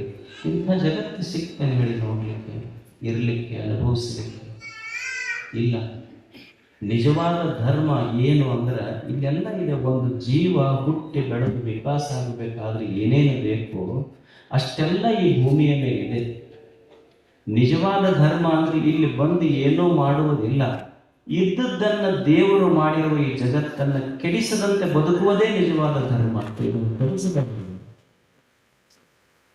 ದೇವರು ಏನು ಮಾಡಿರ್ತಾನ ಇದನ್ನ ಕೆಡಿಸದಂತೆ ಬದುಕುವುದೇ ನಿಜವಾದ ಧರ್ಮ. ಕೊಲ್ಲದಿಕ್ಕುವುದೇ ಧರ್ಮ. ಕೆಡಿಸಬೇಡ, ದೇವರೆಲ್ಲ ಚಲೋ ಇಟ್ಟಾನ, ಕೆಡಿಸಬೇಡ. ಒಂದು ನದಿ ಹರಿತಿರ್ತಂತ, ಒಂದು ನದಿ. ಆ ನದಿಯ ದಂಡೆಯ ಮೇಲೆ ಒಬ್ಬ ಶ್ರೀಮಂತ ಒಂದು ಮನೆ ಕಟ್ಟಿದ. ಆ ಮನೆಗೆ ಯಾರಾದ್ರೂ ಬೆಂಕಿ ಹಚ್ಚಿತ್ತು. ಆ ಬೆಂಕಿ ಹಚ್ಚಿದ್ದಕ್ಕೆ ಏನಾಯ್ತು ಅಂದ್ರೆ, ಊರು ಶ್ರೀಮಂತರ ಮನೆಯಲ್ಲ, ಎಲ್ಲ ಊರಲ್ಲಿ ಬಂದು ಮನೆ ಶ್ರೀಮಂತರ ಮನೆ, ನಮ್ಮ ಊರ ಸಾಹುಕಾರ ಮನೆಗೆ ಬೆಂಕಿ ಹತ್ತೈತಿ. ಎಲ್ಲರೂ ಬಂದು ಬಕೆಟ್ ತೊಗೊಂಬಂದ್ರು, ಕೊಡ ತೊಗೊಂಡು ಬಂದರು, ಹೊಳೆಯಾಗಿ ನೀರು ತೊಗೊಂಡು ಹೋಗಿ ಮನೆ ಬೆಂಕಿ ಉಗ್ಗಾಕತ್ರು. ಒಬ್ರು ಯಾರೋ ಫೋನ್ ಮಾಡಿದ್ರು, ಅಗ್ನಿಶಾಮಕ ದಳದವ್ರು ಬಂದರು. ಅವರು ಬಂದು ಪೈಪ್ಲೆ ನೀರು ಬಿಡಾಕತ್ರು, ಮನೆ ಬೆಂಕಿ ಆರಿಸಿದ್ರು. ಆ ಮನೆ ಪಕ್ಕದ ಒಂದು ಗಿಡ ಇತ್ತು. ಆ ಗಿಡದಾಗ ಒಂದು ಸಣ್ಣ ಗುಬ್ಬಿ ಬಿದ್ದಿತ್ತು. ಆ ಗುಬ್ಬಿನೂ ಹೋಗ್ತಿತ್ತು, ಹೊಳೆಗೆ ಹೋಗಿ ಚೊಂಚಿನಿಂದ ನೀರು ತೊಗೊಂಡು ಬಂದು ಆ ಮನೆ ಮೇಲೆ ಬಿಡ್ತಿತ್ತು. ಆ ಗುಬ್ಬಿರದ ಎಷ್ಟೈತಿ? 2 ಇಂಚ್. ಆದ್ರೆ ಚೊಂಚು ನೋಡಿದ್ರೆ ಅರ್ಧ ಇಂಚ. ಆ ಗಿಡ ಕೇಳ್ತಲ್ಲ, ಅಲ್ಲಿ ಅಗ್ನಿಶಾಮಕದವ್ರು ಬಂದು ಬೆಂಕಿ ಹಾರ್ಸಕತ್ತಾರ, ಕೊಡ ಬಕೆಟ್ ತೊಗೊಂಡು ಬಂದು ಬೆಂಕಿ ಹಾರ್ಸಕತ್ತಾರ. ನೀ ಇರೋದ 2 ಇಂಚ್ ಅದೇ, ಹೊರಗೆ ಅರ್ಧ ಇಂಚ್ ಐತಿ. ನೀನು ಹೋಗೋಗಿ ನೀರು ತಗೊಂಡು ಬೆಂಕಿ ಹಾರ್ಸಕತ್ತಿಯಲ್ಲ, ಅದೇನು ಬೆಂಕಿ ಆಗ್ತೈತಿ? ಅದು ಗುಬ್ಬಂತೂ ಇಲ್ಲ. ನಾ ಹೋಗಿ ಚೊಂಚನಾಗಿ ನೀರು ತಗೊಂಡೋಗಿ ಹಾಕೋದ್ರಿಂದ ಏನು ಮನೆ ಬೆಂಕಿ ಆಗೋದು? ಮತ್ತು ಬೆಂಕಿ ಆಗೋದಿಲ್ಲ ಅಂತ ಗೊತ್ತಿದ್ರು ಮತ್ತೆ ಯಾಕೆ ಆರ್ಸಕ್ ಹೊಂಟೀನಿ? ಅವಾಗ ಗುಬ್ಬ ಹೇಳ್ತು, ಏನಿಲ್ಲ, ನಾ ಏನು ಹೋಗಿ ಹೊಳೆಯಾಗ ನೀರು ತಗೊಂಡು ಬಂದು ಚೊಂಚಿನಿಂದ ನೀರು ಹಾಕೋದ್ರಿಂದ ಮನೆ ಬೆಂಕಿ ಆಗೋದಿಲ್ಲ. ಆದ್ರೂ ನಾನು ಚೊಂಚಿನಿಂದ ನೀರು ತಗೊಂಡು ಹೋಗಿ ಹಾಕಾಕತ್ತೀನಿ, ಆರ್ಸಕತ್ತೀನಿ. ಯಾಕಂದ್ರೆ ಕೆಲವು ದಿವಸ ಆದಮೇಲೆ ಒಂದು ಲಿಸ್ಟ್ ಮಾಡ್ತಾರೆ ಊರಾಗ. ಏನು ಲಿಸ್ಟ್ ಮಾಡ್ತಾರೆ ಅಂದ್ರೆ, ಬೆಂಕಿ ಹಚ್ಚಿದವ್ರ ಲಿಸ್ಟ್ ಒಂದು ಮಾಡ್ತಾರೆ, ಬೆಂಕಿ ಆರಿಸಿದವ್ರ ಲಿಸ್ಟ್ ಮಾಡ್ತಾರೆ. ನಾ ಎದಕ್ಕೆ ಹೋಗಿ ನೀರು ಹಾಕ್ತೀನಿ ಅಂದ್ರೆ ನನ್ನ ಹೆಸರು ಬೆಂಕಿ ಆರಿಸಿದವ್ರ ಲಿಸ್ಟ್ನಾಗ ಬರ್ತೈತಿ ಹೊರತು ಬೆಂಕಿ ಹಚ್ಚಿದವ್ರು. ಸಮಾಜದೊಳಗೆ ನಮ್ಮ ಹೆಸರು ಆರಿಸೋರ ಲಿಸ್ಟ್ನಾಗ ಬರಬೇಕು, ಹಚ್ಚೋರ ಲಿಸ್ಟ್ನಾಗ ಬರಬೇಕು. ನಮ್ಮ ಹೆಸರು ಕಟ್ಟೋರ ಲಿಸ್ಟ್ನಾಗ ಬರಬೇಕು ಹೊರತು ಕೆಡವವ್ರ ಲಿಸ್ಟ್ನಾಗ ಬರಬೇಕು. ಅದಕ್ಕೆ ಬಸವಣ್ಣ ಮಾಡಿದ್ದು ಕಟ್ಟುವ ಕೆಲಸ, ಸಮಾಜ ಕಟ್ಟುವ ಕೆಲಸ, ಕಾಯಕವನ್ನು, ದಾಸೋಹವನ್ನು, ಪ್ರೀತಿಯನ್ನು. ಎಂತೆಂಥ ಸಣ್ಣವರೆಲ್ಲ ಅದ್ಭುತವಾದಂತಹದ್ದು. ಏನೋ ಗೊತ್ತಿರಲಾರ್ದ ಮಂದಿಗೆ ಬರ್ಯಾಕ ಹಚ್ಚ ಸ್ಫೂರ್ತಿ ಬಂತು. ಒಬ್ಬ ಕಾಳವೆ ಅಂತಿದ್ರು, ಕಾಳವೆ ಬಾಚಿ ಕಾಯಕದ ಬಸವಯ್ಯಗಳ ಸ್ತ್ರೀ, ಅವರ ಧರ್ಮಪತ್ನಿ ಕಾಳವೆ. ಈ ಬಾಚಿ ಕಾಯಕ ಅಂದ್ರೆ ಬಡಿತನ ಮಾಡ್ತಿರ್ತಾರೆ ನಮ್ಮ ಹಳ್ಳ್ಯಾಗ. ಅವ್ರ ಹೆಣ್ಮಗಳು, ಅವ್ರ ಹೆಂಡತಿ ನಮ್ಮ ಯಜಮಾನ ದಿವಸ ಅನುಭವ ಮಂಟಪಕ್ಕೆ ಹೋಗ್ತಾನೆ, ಏನಾರ ಮಾಡ್ತಾರಲ್ಲಿ. ಹೋಗಿ ನೋಡಿದ್ದು ಎಲ್ಲರೂ ವಚನ ಬರೆಯೋದು, ಹಾಡೋದು, ಹೇಳೋದು, ಸಾಯಂಕಾಲ ಅನುಭವ ಮಂಟಪದಾಗ. ಈ ಹೆಣ್ಮಗಳಿಗೆ ಅನ್ನಿಸ್ತು, ನಾನು ಯಾಕೆ ಹಿಂಗೆ ಬರೀಬಾರ್ದು? ಆಕೆ ಪಾಪ ಏನು ಓದ್ಯಾಳ, ಸಾಹಿತ್ಯ ಐತೆ, ಏನೂ ಗೊತ್ತಿಲ್ಲ ಎಂಬುದು. ಆದ್ರೆ ವಚನ ಬರೀಬೇಕು ಅನ್ನಿಸ್ತಾಕಿ. ಬಂದು ಅಲ್ಲಿ ಅನುಭವ ಮಂಟಪದಿಂದ ಮನೆ ಕಡೆ ಬರಕತ್ತಿದ್ದಲ್ಲ, ಅವ್ರ ಮನ್ಯಾಗ ಕೆಲಸ ಮಾಡೋ ಹುಡುಗ ಬಾಚಿ ತೊಗೊಂಡು ಕೆತ್ತಕತ್ತಿತ್ತು. ಅದ ದಾರಿ ಹಿಡಿದು ಹೆಣ್ಮಗಳು ಹೊಟ್ಟಿದ್ದು ಇವ ಬಾಚಿ ಕೆತ್ಕೊಂತ ಸ್ವಲ್ಪ ಕಣ್ಣ ಆ ಹೆಣ್ಮಗಳ ಕಡೆ ಹೋಯ್ತು. ಅದು ಕಣ್ಣ ಹೆಣ್ಮಗಳ ಕಡೆ ಹೋಯ್ತು, ಬಾಚಿ ಕಾಲಿನ ಕಡೆ ಬಂದು ಕಾಲಿಗೆ ಬಿತ್ತದ. ಅವಾಗ ಹೆಣ್ಮಗಳಿಗೆ ನೋಡಿದ ಕೂಡಲೇ ಕೈ ತಪ್ಪಿ ಕೆತ್ತಲು ಕಾಲಿಗೆ ಮೂಲ ಅಂತ ಒಂದು ಲೈ ಬರಬಿಟ್ಲಲ್ಲ. ಆಮೇಲೆ ಮನೆಗೆ ಬಂದು ಮಕ್ಕಳು ಮನೆ ಹೆಣ್ಮಕ್ಳು ಗಂಡನ ಕೂಡ ಮಧ್ಯಾಹ್ನ ಜಗಳ ಆಡಕತ್ತಿತ್ತು, ಗಲ್ಲ ಬಾಯಿ ಬಡಕತ್ತಿತ್ತು. ಅದಕ್ಕೂ ಸಾಕಾಗಿ ಒಂದೇ ಹೊಡೆದ ಒಂದೆರಡು ಗಲ್ಲ ಉದುರುದು. ಅದನ್ನ ನೋಡಿ ಅಲ್ಲೊಂದು ಲೈನ್ ಬರಂದನು, ಬಾಯಿ ತಪ್ಪಿ ನುಡಿಯಲು ದವಡೆಗೆ ಮೂಲ ಅಂತ ಮತ್ತೊಂದು ಬರಂದನು. ರಾತ್ರಿ ಮತ್ತೆ ಮನೆ ಮುಂದೆ ಕುಂತಿದ್ಲು, ಇವ್ರು ಜೋಲಿ ಹೊಡ್ಕೊಂತ ಹೊಂಟಿದ್ರು. ಒಬ್ಬ ಅವಾಗ ಹೊಡಿತಿದ್ರು ನೋಡ್ರಿ, ಈಗ ಅಲ್ಲ, ಅವಾಗಿನ ಕಾಲದಿಂದನೂ ಐತಿ. ರೋಡ್ ಸೈಡ್ ರೋಮಿಯೋಸ್ ಇವು. ಅದು ಜೋಲಿ ಹೋಗಿ ಏನು ಗಟಾರದಾಗ ಬೀಳಬೇಕಂತಿತ್ತು. ಪಾಪ ಚಲೋ ಮನುಷ್ಯ ಅವ, ಅದು ಬೀಳ್ತೈತೆ ಅಂತ ಹಿಡ್ಕೊಳಕ್ ಹೋದ, ಇವನ್ ತೋಟ ಗಟಾರದಾಗ ಬಿದ್ದಾವ. ಅದನ್ನ ನೋಡಿ ಮತ್ತೊಂದು ಲೈನ್ ಬರಲು, ವೃತಹೀನನ ನೆರೆಯಲು ನರಕಕ್ಕೆ ಮೂಲ ಕರ್ಮಹರ ಕಾಳೇಶ್ವರ ಅಂತಿಂತವ್ರಿಗೆ ಹುಡುಕಿನ ಪರಿಸ್ಥಿತಿ. ಏನೇನು ಸಾಧಿಸಲಾದ ನಮ್ಮ ಜೀವನದ ಅನುಭವಗಳಿಂದ ವಚನಗಳನ್ನು ಶರಣರಾಗಬೇಕಾದ್ರೆ ಏನೂ ಮಾಡುವುದಿಲ್ಲ. ಕೈಯಾಗ ಕೆಲಸ, ಎದ್ಯಾಗ ಪ್ರೀತಿ, ತೆಲ್ಯಾಗ ಒಂದಿಷ್ಟು ಚಲೋ ವಿಚಾರ, ಇಷ್ಟು ಬದುಕುವುದೇ ನಿಜವಾದ ಶರಣ ಜೀವನ. ಇದನ್ನು ಇಟ್ಟುಕೊಂಡು ಬದುಕುವುದಷ್ಟೇ. ಈ ದಾರಿಯನ್ನು ಅದು ಬಸವಲ್ಲ, ಅದು ಬಸವ ಪಥ ಅಂತ ಹೇಳಿ ತಾವೆಲ್ಲ ಸುಮಾರು ವರ್ಷಗಳಿಂದ ಇಲ್ಲಿ ಬಸವ ತತ್ವವನ್ನು, ಬಸವಾದಿ ಶರಣರ ವಚನಗಳನ್ನು ಜಗತ್ತಿಗೆ, ಮಕ್ಕಳಿಗೆ, ನಿಮಗೆ ಹಂಚುವ, ಪರಿಪಾಲಿಸುವ ಕಾರ್ಯ ನಡೆದಿದೆ. ಇದು ಸದಾ ನಡೀತಿರಬೇಕು. ಈ ಸಂಸ್ಕಾರ ಬೇಕು. ಯಾಕಂದ್ರೆ ಇದೊಂದು ದೇಹ ಜೀವ ಈ ಜಗತ್ತಿಗೆ ಬಂದೈತಲ್ಲ, ಗೊತ್ತಿರಬೇಕು ಇದನ್ನು ಹೆಂಗೆ ಬಳಸಬೇಕು ಅನ್ನೋದಕ್ಕೆ. ನಮಗೆ ಈಗ ನೀವು ಒಂದು ಮೊಬೈಲ್ ತಗೊಂಡ್ರಿ, ಒಂದು ಲ್ಯಾಪ್ಟಾಪ್ ತಗೊಂಡ್ರಿ, ಒಂದು ಫ್ರಿಜ್ ತಗೊಂಡ್ರಿ, ಅಂಗಡಿಗೆ ಹೋಗಿ ನಿಮಗೆ ಏನು ಕೊಡ್ತಾರೆ ಹೇಳ್ರಿ? ನೀವೊಂದು ಮೊಬೈಲ್ ತಗೊಳ್ರಿ, ಒಂದು ಲ್ಯಾಪ್ಟಾಪ್ ತಗೊಂಡ್ರ ಅವ್ರು ಫಸ್ಟ್ ನಿಮಗೊಂದು ಮ್ಯಾನ್ಯುವಲ್ ಅಂತ ಕೊಡ್ತಾರೆ ಹೌ ಟು ಯೂಸ್ ಅಂತ.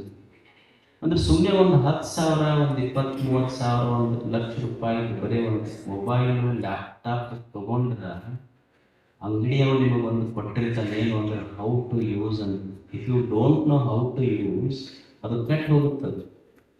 ಅಂದ್ರೆ ಸುಮ್ಮನೆ ಒಂದು 10,000, 20,000 ರೂಪಾಯಿ ಕೊಟ್ಟು ಮೊಬೈಲ್, 1,00,000 ರೂಪಾಯಿ ಕೊಟ್ಟು ತಗೊಂಡು ಲ್ಯಾಪ್ಟಾಪ್ ನೀವು ಯೂಸ್ ಮಾಡಬೇಕಾದ್ರೆ ಅದಕ್ಕೊಂದು ಮ್ಯಾನ್ಯುವಲ್ ಕೊಟ್ಟಿರ್ತಾರೆ.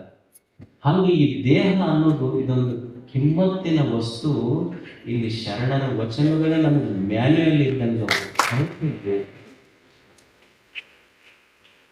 ಮ್ಯಾನ್ಯುವಲ್ ನಮಗೆ how to use this life, how to use this body, how to use our sense organs. ಅಂದರೆ ಈ ದೇಹವನ್ನು ನಾವು ಹೆಂಗೆ ಬಳಸಬೇಕು, ದೇವರೇನು ಪಟ್ಟಾನ ಅವ ಪ್ರೀತಿ ಪಡಬೇಕು. ಹೆಂಗೆ ಬದುಕುವುದು ಅಂದರೆ ದೇವರಿಗೆ ಸಂತೋಷ ಬರಬೇಕು. ಮನುಷ್ಯನ ಬದುಕಿಗೆ ಕಿಮ್ಮತ್ತು ಬರೋದು ಎದರಿಂದ ಬರಬೇಕು? ನಾವು ಹಾಕೊಂಡ ಬಟ್ಟೆಯಿಂದ, ನನ್ನಲ್ಲಿರುವ ಹಣದಿಂದಲ್ಲ, ನಾನು ಕುಳಿತ ಕುರ್ಚಿಯಿಂದಲ್ಲ. ಮನುಷ್ಯನ ಬದುಕಿಗೆ ಬೆಲೆ ಯಾವಾಗ ಬರ್ತದಂದ್ರೆ ಅವನೊಳಗೆ ಏನೈತಿ ಅನ್ನೋದ್ರ ಮೇಲೆ. ಈಗ ನಿಮ್ಗೊಂದು ಪ್ಲಾಸ್ಟಿಕ್ ಬಾಟ್ಲಿ ಇರ್ತೈತಿ, ನೀರು ಕುಡಿತೀರಿ, ಈ ಬಿಸ್ಲೇರಿ ಬಾಟ್ಲಿ ಇರ್ತೀವಿ, ನೀವು ಸುಮ್ಮನೆ ನೀರು ಕುಡು ಅಲ್ಲೆಲ್ಲರೆ ಒಗಿರಿ, ಅವು ಬಾಟ್ಲಿ ಮೊಡ್ಕದವ್ರು ತೊಗೊಂಡು ಹೋಗ್ತಾರೆ. ಅದಕ್ಕೇನು ಕಿಮ್ಮತ್ತಿಲ್ಲ. ಅದು ಆ ಬಾಟ್ಲ್ ಏನಿರ್ತೈತಿ ಸುಮ್ಮನೆ ಒಗಿರೋದು, ಅದಕ್ಕೇನು ಕಿಮ್ಮತ್ತಿಲ್ಲ. ಮೊಡ್ಕದವ್ರು ಒಯ್ತಾರೆ. ಅಕಸ್ಮಾತ್ ಅದ ಬಾಟ್ಲ್ ತಂದು ನೀವು ಒಂದು ನೀರು ತಂದ್ರಿ, ಅದನ್ನ 25-30 ರೂಪಾಯಿಗೆ ತೊಗೊಳ್ತೀರಿ ನೀವು ಬಿಸ್ಲೇರಿ. ಮತ್ತು ಅದ್ರಾಗ ಚಲೋ ಆಕಳ ಹಾಲು ತುಂಬ್ರಿ, 100 ರೂಪಾಯಿ ಲೀಟರ್ ತೊಗೊಂತೀವಿ. ಮತ್ತು ಅದ್ರಾಗ ಒಂದು kg ತುಪ್ಪ ತುಂಬ್ರಿ, ಅದ 500 ರೂಪಾಯಿ 1000 ರೂಪಾಯಿ ಮಾರಾಟ ಆಗ್ತೈತೆ. ಅಂದ್ರೆ ಬಾಟಲ್ ಕಿಮ್ಮತ್ತಿಲ್ಲ, ಬಾಟ್ಲಿ ಒಳಗೆ ಏನು ತುಂಬಿರ್ತಾರ ಅನ್ನೋದ್ರ ಮೇಲೆ ಬಾಟಲ್ ಕಿಮ್ಮತ್ತು ನಿರ್ಧಾರ ಆಗ್ತೈತೆ. ನಮಗೆ ಮನುಷ್ಯನ ದೇಹಕ್ಕೆ ಕಿಮ್ಮತ್ತಿಲ್ಲ, ನಮ್ಮ ಒಳಗೆ ಏನು ತುಂಬಿರ್ತೀವಿ, ಯಾವ ಸದ್ಗುಣ ಇರ್ತಾವ ಅನ್ನೋದ್ರ ಮೇಲೆ ಇದ್ರ ಕಿಮ್ಮತ್ತು ನಿರ್ಭರ ಆಗ್ತದೆ. ಅದಕ್ಕೆ ನನಗೆ ಗೊತ್ತಿರಬೇಕು, ಕೈಯಾಗ ಕೆಲಸ, ಎದೆಯಾಗ ಪ್ರೀತಿ, ತೆಲ್ಯಾಗ ಚಲೋ ವಿಚಾರ ಇಟ್ಟುಕೊಂಡು ಒಂದು ಸುಂದರ ಜೀವನ. ಅದು ಬಸವ ಪಥ, ಅದು ಶಿವಪಥ, ಅದು ಗುರುಪಥ. ಅಂಥ ಬದುಕನ್ನು ನಾವು ನಿಮ್ಮನ್ನು ಕಟ್ಟಿಕೊಳ್ಳೋಣ ಆಶಿಸಿ ನಮಗೆಲ್ಲ ವಂದಿಸಿ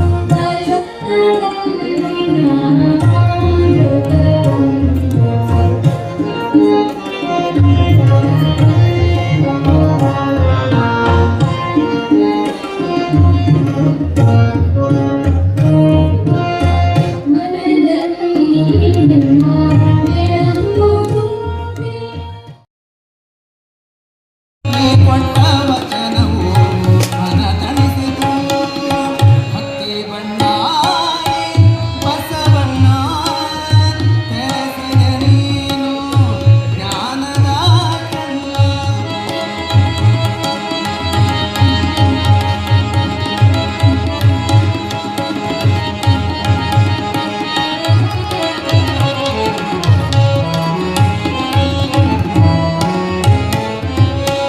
ಭಕ್ತಿ ಪಥವ ಮುಕ್ತಿಯ ನಿಲುವ ತೋರಿಸಿದಾತ ಹಣೆಯಲ್ಲಿ ಭಸ್ಮವ ಧರಿಸಿ ಬೆಳಕ ಚೆಲ್ಲಿದಾತ. ಭಕ್ತಿ ಪಥವ ಮುಕ್ತಿಯ ನಿಲುವ ತೋರಿಸಿದಾತ ಹಣೆಯಲ್ಲಿ ಭಸ್ಮವ ಧರಿಸಿ ಬೆಳಕ ಚೆಲ್ಲಿದಾತ. ಜಂಗಮರ ಸೇವೆಯಲ್ಲಿ ಸ್ವರ್ಗ ಕಂಡಾತ ಜಂಗಮರ ಸೇವೆಯಲ್ಲಿ ಸ್ವರ್ಗ ಕಂಡಾತ. ವಚನಾಮೃತವನು ಗುಣಬಡಿಸಿದಾತ ವಚನಾಮೃತವನು ಗುಣಬಡಿಸಿದಾತ. ಭಕ್ತಿ ಭಂಡಾರಿ ಬಸವಣ್ಣ ತೆರೆಸಿದ ನೀನು ಜ್ಞಾನದ ಕಣ್ಣ.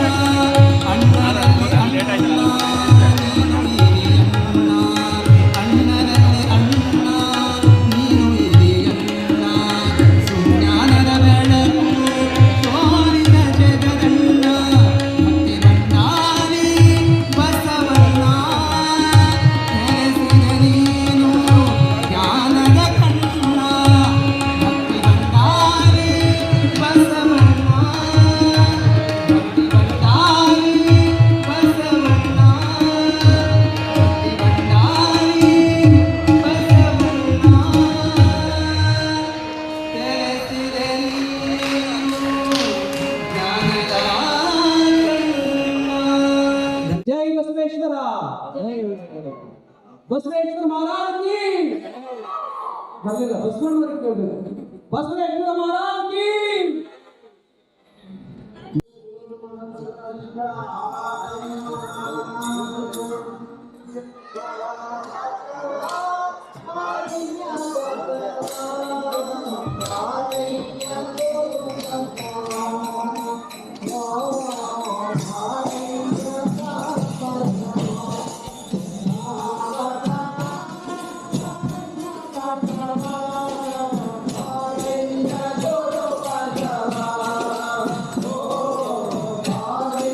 Hare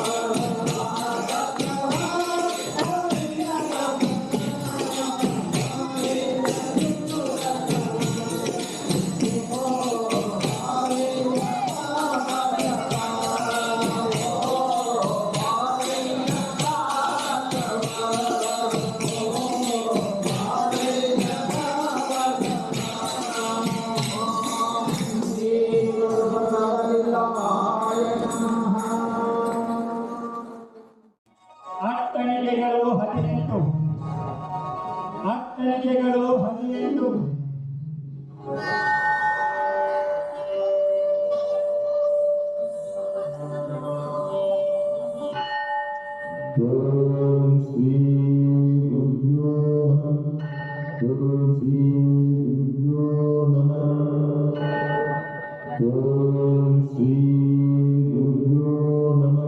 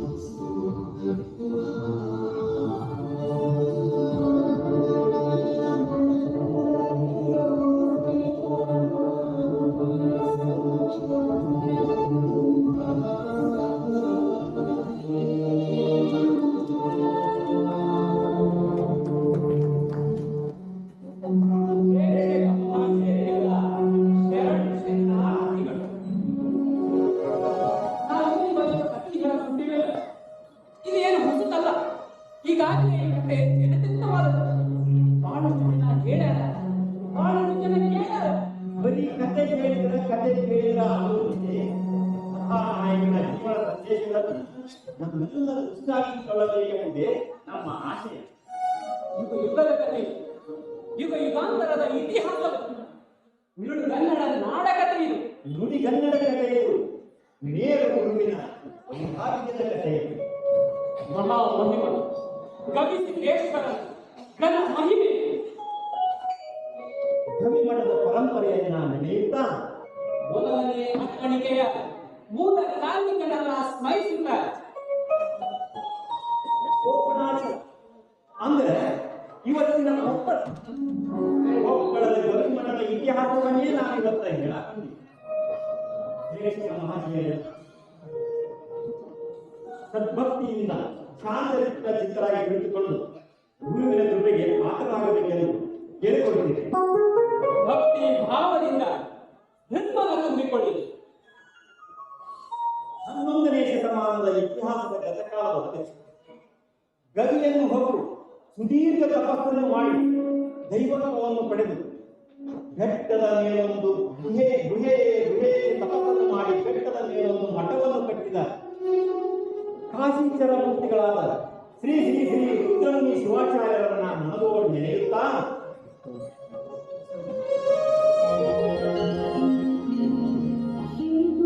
ಶಿವಗುರುವೆ ಶಾಂತಿ ಗುರುವೇ ಗುರುವೆ ಪರಗುರುವೆ ಜ್ಞಾನ ಗುರುವೇ ಭಕ್ತಿ ಗುರುವೇ ಶಕ್ತಿ ಗುರುವೇ ನಿತ್ಯ ಗುರುವೇ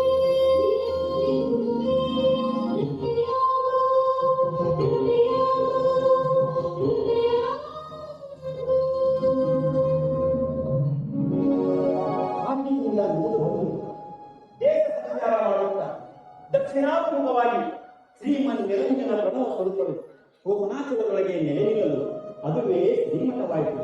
ಗವಿಸಿದ್ದೇಶ್ವರರ ಪ್ರಾಣವಾಯಿತು. ಶ್ರೀ ಕರಿಮಠವನ್ನು ಕಟ್ಟುವ ಕೈಂಕರ್ಯವನ್ನ ಕೈಗೊಂಡ ಮೊಟ್ಟ ಮೊದಲ ಮಹಾನುಭಾವ ಮಸ್ತಿಯ ಗೋಡಿ ಹಂಪಯ್ಯ.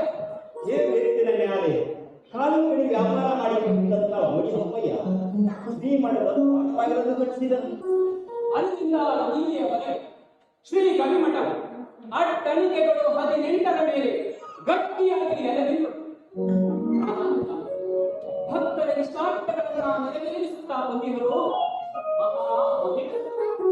ಆ ಮಹಾಮಹಿಮರಲ್ಲಿ ಶ್ರೀ ಸಂಗಮಬಸವ ಶರಣರು ಎರಡನೆಯವರಾಗಿ, ಶ್ರೀ ಶಿವಲಿಂಗ ಮಹಾಸ್ವಾಮಿಗಳು ಮೂರನೆಯವರಾಗಿ, ಶ್ರೀ ಚನ್ನಬಸವ ಮಹಾಸ್ವಾಮಿಗಳು ನಾಲ್ಕನೆಯವರಾಗಿ ಶ್ರೀ ಗವಿಮಠದ ಪೀಠಾಧಿಪತಿಗಳಾಗಿದ್ದರು. ಶ್ರೀ ಕಾಶಿ ಕರಿಬಸವ ಮಹಾಸ್ವಾಮಿಗಳು 5ನೇಯವರಾಗಿ, ಶ್ರೀ ಶಿವಲಿಂಗ ಮಹಾಸ್ವಾಮಿಗಳು 6ನೇಯವರಾಗಿ, ಶ್ರೀ ಪುಟ್ಟ ಚೆನ್ನವೀರ ಮಹಾಸ್ವಾಮಿಗಳು 7ನೇ ಯುಗಾಧಿಪತರಾಗಿ, ಶ್ರೀ ಚನ್ನಮಲ್ಲಿಕಾರ್ಜುನ ಮಹಾಸ್ವಾಮಿಗಳು 8ನೇಯವರಾಗಿ, ಶ್ರೀ ಸಂಗಮೇಶ್ವರ ಮಹಾಸ್ವಾಮಿಗಳು 9ನೇಯವರಾಗಿ ಶ್ರೀ ಗವಿಮಠದ ಪೀಠಾಧಿಪತಿಗಳಾಗಿದ್ದರು.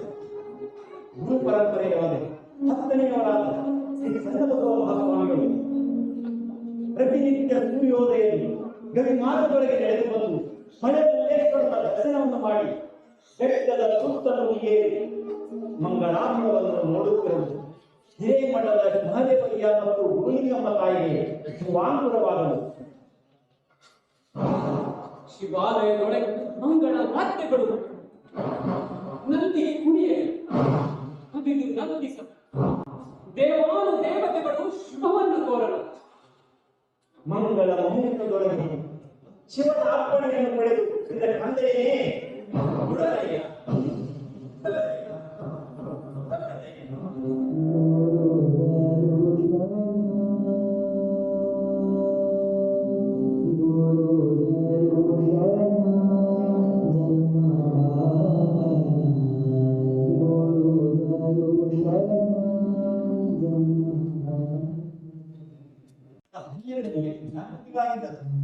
ಹುಚ್ಚಪ್ಪ ಸ್ವಾಮಿಗಳಿಂದಲೇ ಪ್ರಖ್ಯಾತರಾದ ಶ್ರೀ ಶಿವಶಾಂತಗಿರಿ ಮಹಾಸ್ವಾಮಿಗಳು ದಿನಾಂಕನೆಯವರಾಗಿ 13ನೇಯವರಾಗಿ, ಶ್ರೀ ಮಹಿಷಾಂತಗಿರಿ ಮಹಾಸ್ವಾಮಿಗಳು ದಿನಾಂಕನೇ ಗಾಯತ್ರಿಗಳಾಗಿದ್ದರು.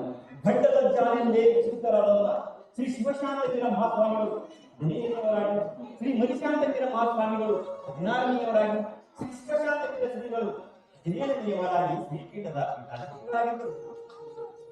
ಶ್ರೀ ಶಿವಶಾಂತಗಿರ ಮಹಾಸ್ವಾಮಿಗಳ ಕಳಕುಲ ಸಂಜಾನ ಇಂದಿನ ಅಭಿನವ ಗವಿಸಿದ್ದೇಶ್ವರರು 18ನೇ ಪೀಠಾಧಿಪತಿಗಳನ್ನಾಗಿ ಡಿಸೆಂಬರ್ 13, 2002 ವಿಜೃಂಭಣೆಯಿಂದ ಪೀಠಾಧಿಕಾರವನ್ನು ನೀಡಿ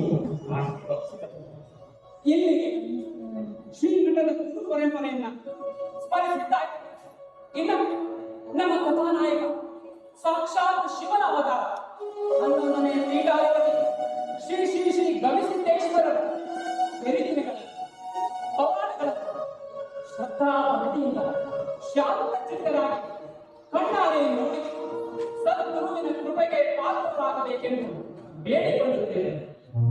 ಓಂ ಶ್ರೀ ಗುರುಭ್ಯೋ ನಮಃ. ಓಂ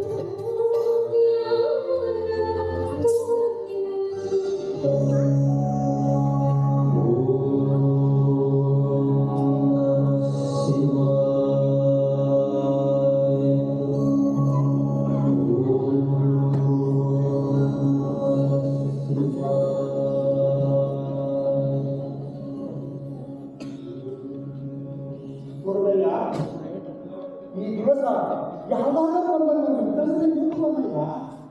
ಹೌದು ಕಂದ, ನಿನ್ನ ತಾಯಿ ನಿನ್ನವಳ ಕೋಡನ್ನ ನೋಡಲಾಗುತ್ತಿಲ್ಲ. ತಂದೆ ತಾಯಿ ಹುಟ್ಟಿದವರು ಬೆಳೆದವರೇ ಹೀಗೆ ಯಾವುದೂ ನೆನಪಾಗಲಿಲ್ಲ ಹೇಗೆ ಬಂದಿಲ್ಲ. ಕಂದ, ಈ ಏಕಾಂತ ಸ್ಥಳಕ್ಕೆ ಹೋಗುವುದು ಅದಾಗಲೇ ಬಹಳ ದಿನಗಳೇ ಕಳೆದಿದ್ದವು. ರಾತ್ರಿ ಹೊತ್ತಿನಲ್ಲೂ ಸಹ ಈ ಮನೆಯ ಮಹೇಶ್ವರ ಸನ್ನಿಧಾನದಲ್ಲಿ ಹೊಂದಿಕೊಳ್ಳುವುದರಿಂದ ತುಂಬ ಆನಂದಗೊಂಡಿದ್ದಾರೆ. ಕಂದ, ಹೃದಯ ಹೀಗೆ ಊಟ ಉಪಚಾರವನ್ನು ಮರೆತು ನಿತ್ಯವೂ ಕಣ್ಣು ಮುಚ್ಚಿಬಿಟ್ಟರೆ ನಿನ್ನ ಹೆತ್ತವರಿಗೆ ಅದೆಷ್ಟು ಸಂಕಟವಾಗುವುದೆಂದು ಹೇಗೆ ಹೇಳಿದನಪ್ಪ. ಪ್ರಾಪಂಚಿಕರ ಉದರದಲ್ಲಿ ಹುಟ್ಟಿದ ಮೇಲೆ ನೀನು ಕುಡಿದ ಮಕ್ಕಳ ಹಾಗೆ ಬೆಳೆದು ಸಂಸಾರಿಯಾಗಿ ಬಾಳಿ ಬರಲು ಬಯಸಲಿಲ್ಲ. ಏನಕ್ಕಂದ ನಾವು ಮಾತನಾಡುತ್ತಲೇ ಇದ್ದೀವಿ, ನೀನು ಮಾತ್ರ ಮೌನಿಯಾಗಿಯೇ ಕುಳಿತೀವಿ. ಯಾರಿಗಾದರೂ ತಿಳಿದಿರಲಿ, ನನಗೆ ತಿಳಿಯದಿರಲಿ, ಈ ನಿನ್ನ ಧನ ಮೌನಗಳು ಅದೆಂತ ಒಳಗು ಅಡಗಿರಬಹುದೆಂಬುದನ್ನು ನಾನು ಅರ್ಥ ಮಾಡಿಕೊಳ್ಳುತ್ತೇನೆ. ಈ ನಿನ್ನ ಹೃದಯ ಸಮುದ್ರಗಳು ಪ್ರಾಪಂಚಿಕ ವಾಸನವಿಲ್ಲ ಎಂಬುದನ್ನು ನಾನು ಬಲ್ಲೆ. ಆದರೂ ಈ ಪ್ರಪಂಚದ ಹುಟ್ಟಿ ಬಂದ ಮೇಲೆ ಸುಖ ದುಃಖದ ಮಾತುಗಳ ನನ್ನಿಂದ ಸಣ್ಣ ವಯಸ್ಸಿನಾಗ ಸನ್ಯಾಸಿ ಆಗಕ್ಕಂತ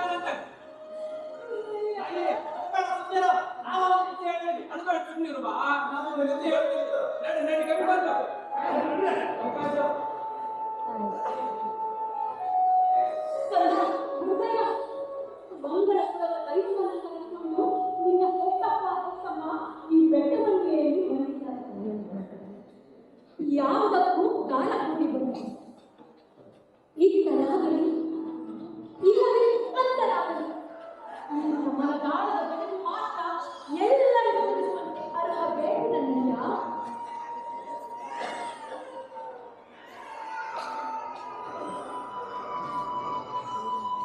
ಹೆತ್ತಪ್ಪ ಹೆತ್ತಮ್ಮರ ಪಾದಾರವಿಂದಗಳಿಗೆ ನನ್ನ ನಮನ. ಮಂಗಳಾಪುರದ ಸಮಸ್ತ ದೈವಕ್ಕೆ ಶರಣಾರ್ಥಿಗಳು. ಅಯ್ಯ, ಎಲ್ಲರೂ ಕ್ಷೇಮವೇ? ಊರಲ್ಲಿ ಎಲ್ಲ ಕುಶಲವೇ? ಊರೆಲ್ಲವೂ ಖುಷಿಯಾಗಿರುವುದಪ್ಪ. ಎಲ್ಲರೂ ಕೀರ್ತನೆ ಮಾಡುತ್ತಿದ್ದಾರೆ. ತಾವು ಮಾತ್ರ ಅಳುತ್ತಿದೆ. ಕೊನೆಗೂ ಕೈತರಲಿಲ್ಲ.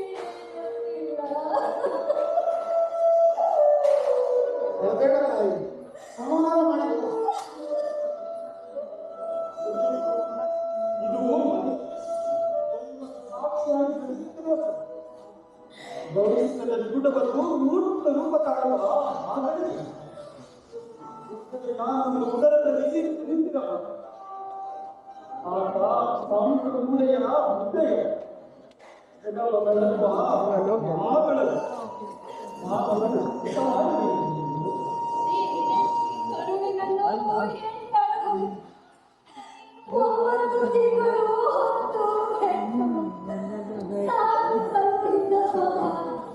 ಮೂಲೆಯ ಮುದ್ದೆಯ ಸನ್ಯಾಸ ಸ್ವೀಕರಿಸುವುದು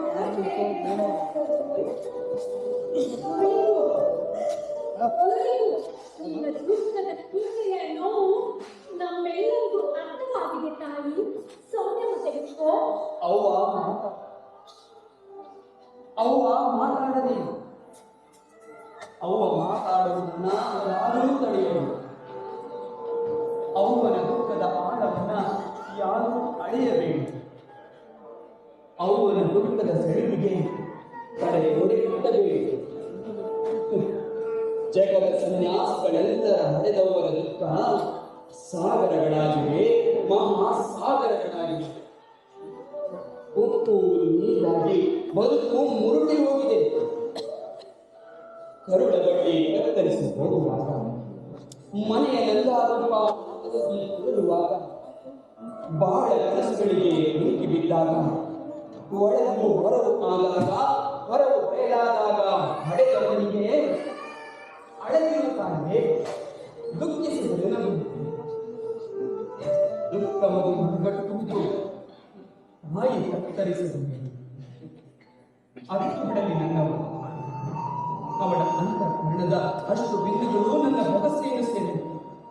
ಅವುಗಳನ್ನೇ ಜಗದ ಜನಕ್ಕೆ ಹಂಚುತ್ತಾ ಸಾಗಿವೆ. ಪಗಲ ಜೋಡಿಗೆ ನುಡಿ ಮುಂದೆ ಸಾಗಿವೆ.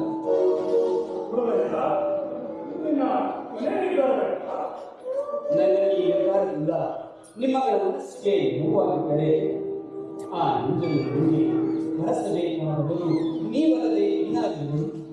ನಿನ್ನಂತ ಜ್ಞಾನಿಗೆ ಪ್ರೀತಿ ಹೇಳುವ ಜ್ಞಾನ ಪ್ರಾಪಂಚಿಕವಾದ ಒಂದೆರಡು ವಿಷಯಗಳನ್ನ ಅವರು ಹೇಳಬಹುದು. ಆದರೆ ಹೀಗೆ ಮಾಡು ಹಾಗೆ ಮಾಡು ಎಂದು ಹೇಳಲು ಗಡಿಗಳಲ್ಲಿ ಕ್ರೂರ ಮೃಗಗಳು ಮನೆ ಮಾಡಿದರು. ಅದಾದರೂ ಜೊತೆ ದನ ಕಾಯುವ ಹುಡುಗನನ್ನು ಚಿರತೆ ಬೆನ್ನಟ್ಟಿ ಕೊಂದಲಗಳಿಂದ ಊರೆಲ್ಲವೂ ಗಡಗಡನೆ ನಕ್ಕುವಂತಾಗಿದೆ. ಹೀಗಿರುವಾಗ ಇಂತಹ ಸ್ಥಳದಲ್ಲಿ ಏಕಾಂತಿಯಾಗಿ ಮೈ ಮರೆತು ಕುಳಿತುಕೊಳ್ಳುವುದು ಎಂದರೆ ತಂದೆ ತಾಯಿಗಳಿಗೆ ಹಗಲಿರುಳು ನಿನ್ನದೇ ಚಿಂತೆಯಾಗಿದೆ ನನ್ನಪ್ಪ. ನೀವೆಲ್ಲ ನಾನು ಮುಂದೆ ಇಟ್ಟ ಹೆಜ್ಜೆಯನ್ನು ಹಿಂದೆಡೆದು ನಿಂತಿದ್ದೀರಿ. ಇಲ್ಲ, ಅದು ಎಲ್ಲಿ ಹೇಳ್ತಿದ್ದೇವಪ್ಪ? ನಿಮ್ಮ ಮನೆಗೆ ನೀನು ಬರುವಂತೆ ಅವರೆಲ್ಲ ನಡೆಸಿಕೊಂಡಿದ್ದೇವಷ್ಟೇ. ಅಲ್ಲಿ ಬಂದು ನಾನೇನು ಮಾಡಿದೆ? ಇನ್ನೇನು ಎಲ್ಲ ಪ್ರಾಪಂಚಿಕವನ್ನು ಮಾಡಬೇಕಾದಂತೆಯೇ ಮಾಡುವುದು. ಮದುವೆಯಾಗಬೇಕು ಎನ್ನುತ್ತೀರಾ? ಹೌದು. ಮಕ್ಕಳನ್ನು ಹೊಡೆಯಬೇಕು ಎನ್ನುತ್ತೀರಾ? ಹೌದು. ಹೊಲ ಮನೆ ಗಳಿಸಬೇಕು ಎನ್ನುತ್ತೀರಾ? ನಿಮ್ಮ ಪ್ರಾಪಂಚಿಕ ಭಾವ ನನ್ನ ಭಾವ ಪ್ರಪಂಚಕ್ಕೆ ಸರಿದು ಅಂದರೆ ನಿನ್ನ ಮಾತಿನ ಅರ್ಥವನ್ನು ಗೊತ್ತಾಯ? ಹೆಣ್ಣು ಹೊನ್ನು ಮಣ್ಣು ನನಗೆ ಇದಾವುದೂ ಬೇಕಾಗಿಲ್ಲ. ಅಂದರೆ ಅವೆಲ್ಲವೂ ದುಷ್ಟವೆಂದು ನಿನ್ನ ದೃಷ್ಟಿಯಲ್ಲಿ ಸಂಸಾರ ಹೇಳಬೇಕು. ನನ್ನ ಹುಟ್ಟು ಸಂಸಾರದಲ್ಲಿ, ನನ್ನ ಸಾವು ಸಂಸಾರದಲ್ಲಿ. ಹೀಗಿರುವಾಗ ಈ ಸಂಸಾರವನ್ನು ಅನಿಷ್ಟವೆಂದು ಹೇಗೆ ಹೇಳಲಿ? ಹಾಗಾದರೆ ನಿನ್ನದೆಂತ ಸಂಸಾರ ಹೃದಯ? ನನ್ನದು ಹೆಣ್ಣಿಲ್ಲದ ಸಂಸಾರ, ನನ್ನದು ಮಣ್ಣಿಲ್ಲದ ಸಂಸಾರ, ನನ್ನದು ಹೊನ್ನಿಲ್ಲದ ಸಂಸಾರ. ಈ ಮೂರನ್ನು ಶಿವನಿಗೆ ಸಮರ್ಪಿಸಿದಂತಹ ನಿರ್ಮೋಹ ಸಂಸಾರ, ಅನಂತ ಸಂಸಾರ, ಜಗದಗದ ನನ್ನ ಸಂಸಾರ, ಮುಗಿಲಗದ ನನ್ನ ಸಂಸಾರ. ಈ ಜಾತಿಗೆ ವಿಶಿಷ್ಟವಾಗಿದೆ. ಹಾಡು ಪ್ರಾಣಿಗಳಿಂದ ನನಗೆ ಯಾವ ಬಗೆಗೂ ಇಲ್ಲ. ಒಗ್ಗರಣೆಯು ಆಗುವ ಬ್ರಹ್ಮಕವಿಗಳ ಸಂಹಾರವೇ ತಪವು ಸಾಕ್ಷಾತ್ಕಾರಗೊಂಡು ಪ್ರಕಟಗೊಳ್ಳುವ ಸಮಯವಿದೆ. ಮಾತೆ ಗವಿಯ ಸಾಲಿನಲ್ಲಿರುವ ಗಿಡಮೂಲಿಕೆಗಳನ್ನೆಲ್ಲ ಚೆನ್ನಾಗಿ ಕರೆದಿತ್ತು. ಶಿವಪೂಜೆ ಹೊತ್ತಾಯಿತು. ಅಪ್ಪಯ್ಯ, ಅವಯ್ಯ, ನಾನಿನ್ನು ಬರಲಿ. ನನ್ನಪ್ಪ ಗುರುದಯ್ಯ, ನನ್ನಪ್ಪ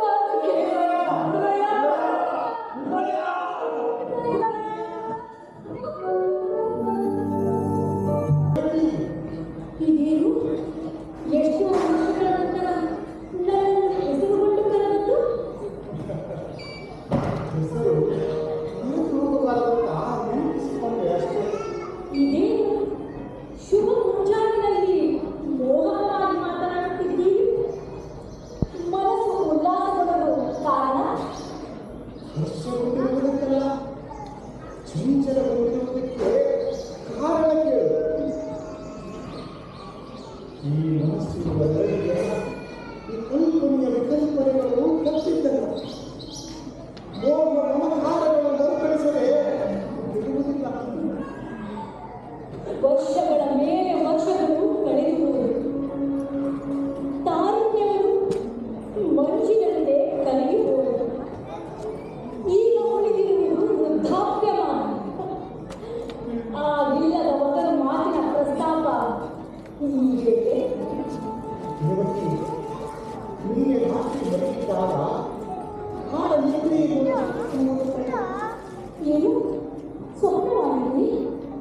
ಹೌದು, ಅಲ್ಲಿ ಕನಸಿನಿಂದ ಎಚ್ಚರಗೊಂಡಾಗ ಎಲ್ಲವೂ ಸ್ಪಷ್ಟವಾಗಿತ್ತು. ಆವಾಗಲೇ ಬಿಡಿಸಬೇಕೆಂದು ನೀನು ಮಲಗಿದ್ದಲ್ಲಿಗೆ ಬಂದೆ. ಈಗ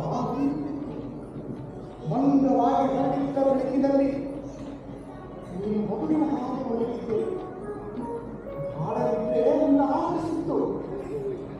ಒಂದು ಕ್ಷಣ ಈಗಿನ ಸುರಮಿತ್ರೆಯನ್ನ ಮುದ್ರೆಯನ್ನು ಪ್ರತಿಬಿಂಬಿಸಿ ನೋಡಿದೆ. ನಾನು ನಾಳ ವಸ್ತುವಿನಲ್ಲಿ ಕೈಗೊಂಡ ಆ ಮುದ್ರೆಯ ಬಾಯಿತು.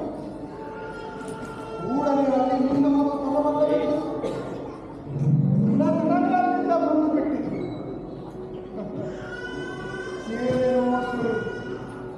ಒಳಸುಳಿಗಳು ಬಹಳಿದ್ದವು. ವ್ಯಾಪಿಸಿಕೊಂಡರೆ ಕನಸು ಸ್ಪಷ್ಟವಾಗುತ್ತಿಲ್ಲ. ಆದರೆ ಗವಿಮಠದ ಅಂಗಳದಲ್ಲಿ ನೀರು ಎಳೆಯುತ್ತಿತ್ತು. ನೆರಳಿಂದ ಜನಸ್ತೋಮ ಹೂಮಳೆ ಕರೆಯುತ್ತಿದ್ದು ಮಾತ್ರ ನೆನಪಿದೆ. ಬಹಳ ವರ್ಷಗಳ ಹಿಂದಿನ ಮಾತು. ಮದುವೆಯಾದ ಹೊಸದರಲ್ಲಿ ನಿಮ್ಮ ಪಾದವನ್ನು ನಂಬಿ ಸರಿಯಾಗಿದೆ. ಅಂದಿನ ರಾತ್ರಿ ನಮ್ಮ ದೇಹಗಳು ಒಂದಾಗಲೇ ಮಾತು ಗವಿಮಠದ ಮಹೋನ್ನತಿಯ ಸುತ್ತಲೇ ಸಾಗಿ ಬಹಳ ಹೊತ್ತು ಮಾತನಾಡುತ್ತಲೇ ಅಡಗಿದ್ದರು. ಏಕಾಂತದ ಆ ಗಳಿಗೆಯಲ್ಲಿ ಮಾತು ಪ್ರಸ್ತುತವಲ್ಲದಿದ್ದರು. ಗವಿಮಠದ ಘನ ಚಾರಿತ್ರವನ್ನು ಬಿಟ್ಟು ನಮ್ಮ ಮಾತು ಬೇರೆಡೆಗೆ ಹೊರಡಲೇ ಕಾಯದ ಹಂಬಲಕ್ಕೆ ರಾತ್ರಿಯ ನಿಗೂಢತೆಯಲ್ಲಿ ನಾವು ಬದುಕಲಾಗಲೇ ಬೆಳಗಾಯಿತು.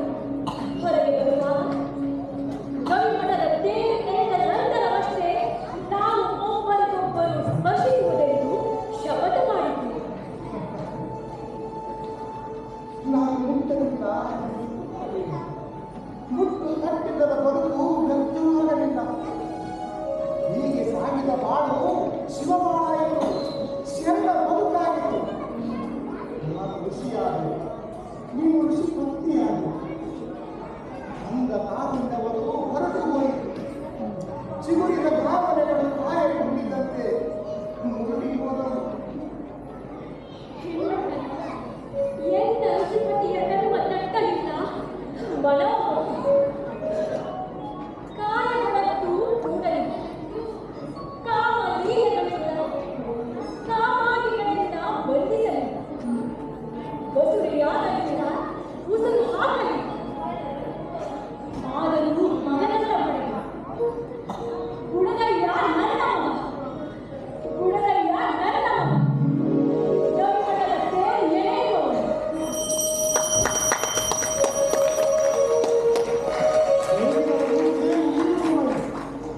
ಈಗಿನ ವಾರದ ಹೃದಯ ಗವಿಯಿಂದ ಹೊರಗೆ ಬರುವವನು ಹೇಳು.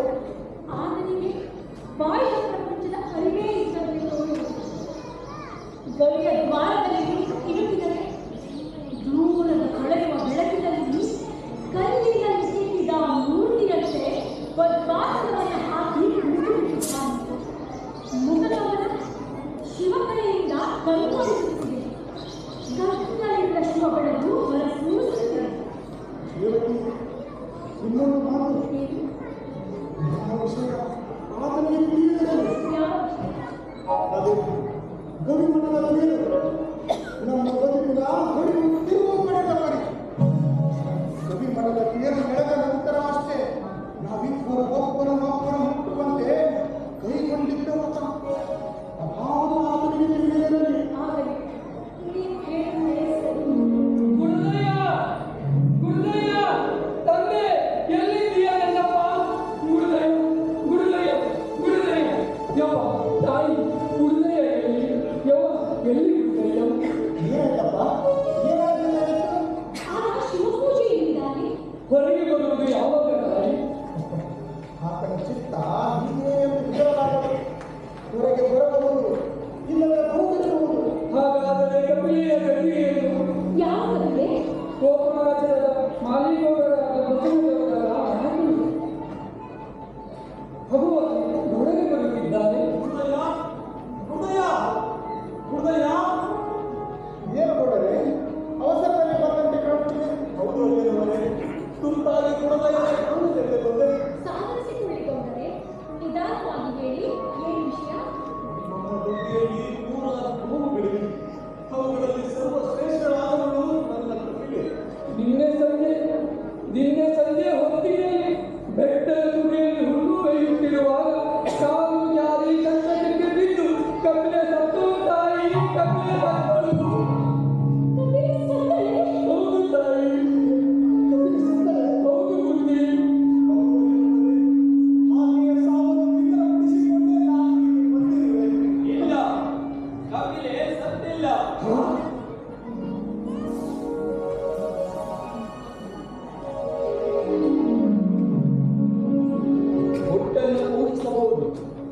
ಆದರೆ ಸಾವನ್ನು ಊಹಿಸಲಾಗದು, ಅದು ಯಾವಾಗ ಬೇಕಾದರೂ ಬಂದಪ್ಪಡಿಸಬಹುದಂತಲೇ ಅಂದುಕೊಳ್ಳುತ್ತೇವೆ.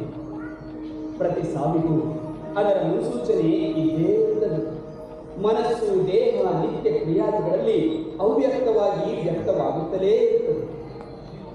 ಸಾವು ಎಂದರೆ ಅಜ್ಞಾನಿಗೆ ಆಘಾತ, ಅದೇ ಸಾವು ಸುಜ್ಞಾನಿಗೆ ಶುಭ ಸಾಯುಜ್ಯ.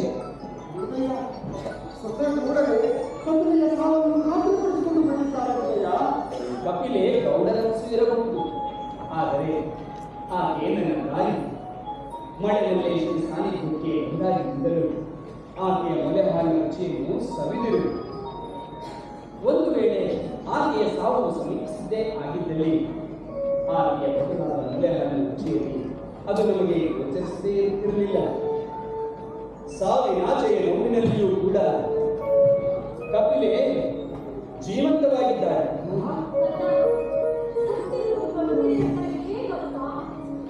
ಹೃದಯ, ನಿನ್ನನ್ನು ಇಂಥ ಅಗ್ನಿ ಪರೀಕ್ಷೆಯ ಮಾಡಿಕೊಳ್ಳುವುದು ಸರ್ವಲ್ಲ ಹೃದಯ.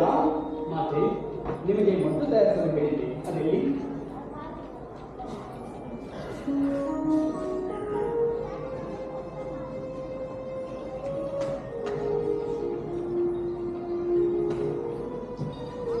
ಗೌಡರು ಇಲ್ಲೇ ಇದೆ. ಇದು ಈ ಔಷಧಿಯನ್ನು ತೆಗೆದುಕೊ. ನಾನು ಹೇಳುವುದನ್ನು ಚಿತ್ತಗೊಟ್ಟು ಕೇಳಿ. ಈ ಔಷಧಿಯನ್ನು ಗೊಟ್ಟದಲ್ಲಿ ತುಂಬಿ 3 ಸಲ ಕಪಿಲೆಯ ಗಂಟಲಿನ ಆಳಕ್ಕೆ ಸುರು. ಕಿವಿಯಲ್ಲಿ ಬಾಯಿಟ್ಟು ಬಲವಾಗಿ ಊದು.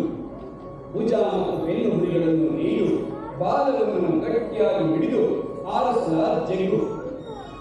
ಆಮೇಲೆ ಅಲ್ಲಿ ನಿಲ್ಲದೆ ಕಪಿಲೆಯ ಹೆಸರನ್ನು ಕೂಗುತ್ತಾ ಹಿಂದಿರುಗಿ ನೋಡದೆ ಬಂದು ಬಿಡು. ಹಾಗೆ ಆಗಬೇಕು. ತಾವು ಹೇಳಿದಂತೆ ಮಾಡುವೆ.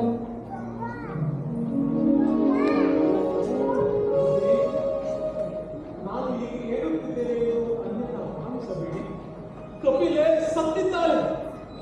ಆಕೆ ಬದುಕುತ್ತಾಳೆ ಎನ್ನುವುದಾದರೆ ಅದು ಪವಾಡವಾಗಬೇಕಷ್ಟೇ. ಅಯ್ಯ, ಈಗ ನನ್ನ ಎಲ್ಲ ಅನುಭವಗಳನ್ನು ಇಲ್ಲಿಗೆ ಒಡೆದುಕೊಂಡು ಬರಲು ನನ್ನ ತಾಯಿಗೆ ಅಪ್ಪಣೆ ಮಾಡುತ್ತೇನೆ.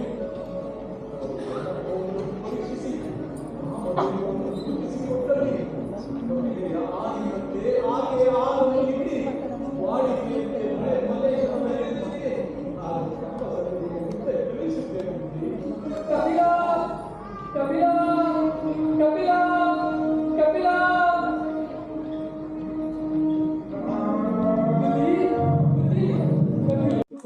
ಸತ್ಯವೇ, ಇದು ಸತ್ಯವೇ? ಅದು ಸತ್ಯವಲ್ಲ.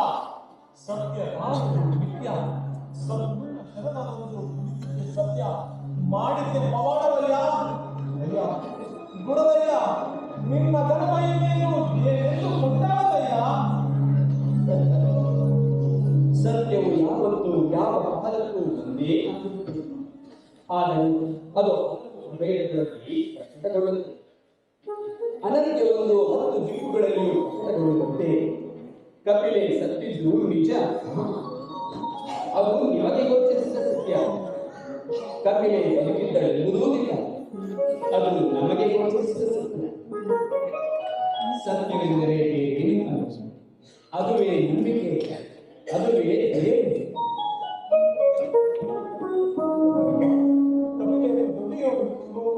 ಆಗಲಿ ಗೌಡರು.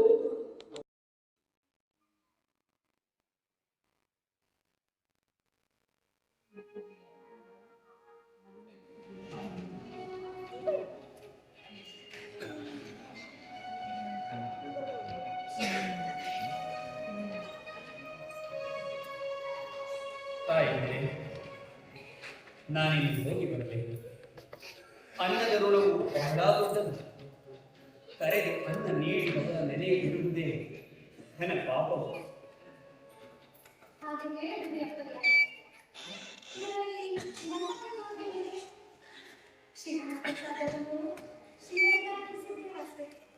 ಬಂದ ಕಾಲಕ್ಕೆ ಬಂದ ಹೋಗುವ ಕಾಲಕ್ಕೆ ಹೋಗಲೇಬೇಕಿಲ್ಲ. ನನಗಾಗಿ ಕಾಯುತ್ತಿರುವಾಗ ನಾನೆಲ್ಲಿ ಏನು ಮಾಡಲು? ಜಲವು ಹರಿಯುವಂತೆ ಗಾಳಿಯು ಸುಳಿದು ಹೋಗುವಂತೆ ಮುನ್ನಡೆ ಇಟ್ಟು ಸಾಗಲೇಬೇಕಲ್ಲ ತಾಯಿ. ನದಿ ಸಾಗರವನ್ನು ಸೇರುವುದು ಬೇಡವೇ? ಮಕ್ಕಳಿಲ್ಲದ ನಮ್ಮ ಮನೆಗೆ ಮಕ್ಕಳ ಮನೆಯನ್ನು ಕರುಣಿಸುವಂತೆ ಆಶೀರ್ವದಿಸುತ್ತದೆ. ನಾನೆಲ್ಲಿಗೆ ಹೋಗ್ತೇನೆ? ನಿಮ್ಮ ಮನೆಯ ಮಗನಾಗಿ ಇಲ್ಲಿಯೇ ಇರುತ್ತೇನೆ. 100 ಕಾಲ ಬಂದರೂ ನಿಮ್ಮ ಮನೆಯ ನೊರೆವಾದ ರುಚಿಯನ್ನು ಮರೆಯುವುದಂತೆ ನಾನಿಲ್ಲೇ ನೆಲೆ ನಿಲ್ಲುವೆ.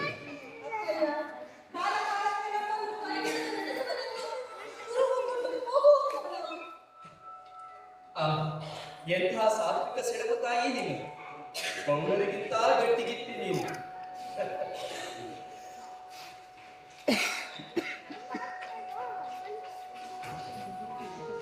ಹರನಾಣಿ, ಗುರುವಿನಾಣಿ, ಗವಿಮಠದ ಭಕ್ತರಾಣೆ, ಗವಿಮಠದಾಣಿ. ಇದು ನನ್ನ ಜಡೆಯನ್ನೇ ನಿಮಗೆ ಕುರುಹಾಗಿ ನೀಡುತ್ತೇನೆ. ಈ ಜಡೆಯನ್ನು ಪಡೆದು ಜಡೆಯಪ್ಪ ಗೌಡರೆಂದು ಖ್ಯಾತಿ ಗಳಿಸಿ ಲೋಕದೊಳಗೆ ತೆಗೆದುಕೊಳ್ಳಿ.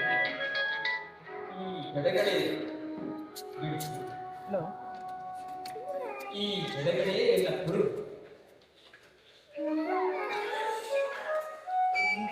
ಈ ಜಡೆಗಳನ್ನು ಮನೆಯಲ್ಲಿ ಪೂಜಿಸಿ ಸನ್ಮಂಗಳವನ್ನು ನಾವು ವಿಶ್ವಸಿಸಿದ್ದ ಈ ಹೊಟ್ಟೆಯಲ್ಲಿ ಶಿವಲಿಂಗವನ್ನು ಸ್ಥಾಪಿಸಿ ಯಾಚನೆ ಮಾಡಿದೆ.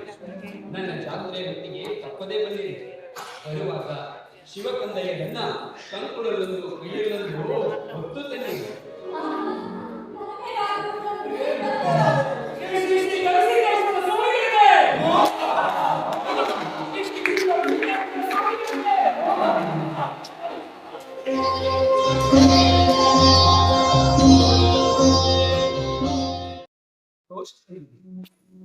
ಎಲ್ಲವೂ ಕುಶಲವೇ? ರಾಜ್ಯಭಾರ ಹೇಗೆ ನಡೆದಿದೆ?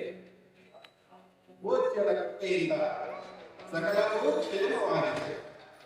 ತಮ್ಮ ಆರೋಗ್ಯ ಈಗ ಸುಧಾರಿಸಿದೆ ಎಂಬುದಾಗಿ ಕೇಳಿದೆ. ಸಾವು ನನ್ನನ್ನು ಮುಟ್ಟಿತು ನಿಜ, ನಾನು ಸಾಯಲಿಲ್ಲ.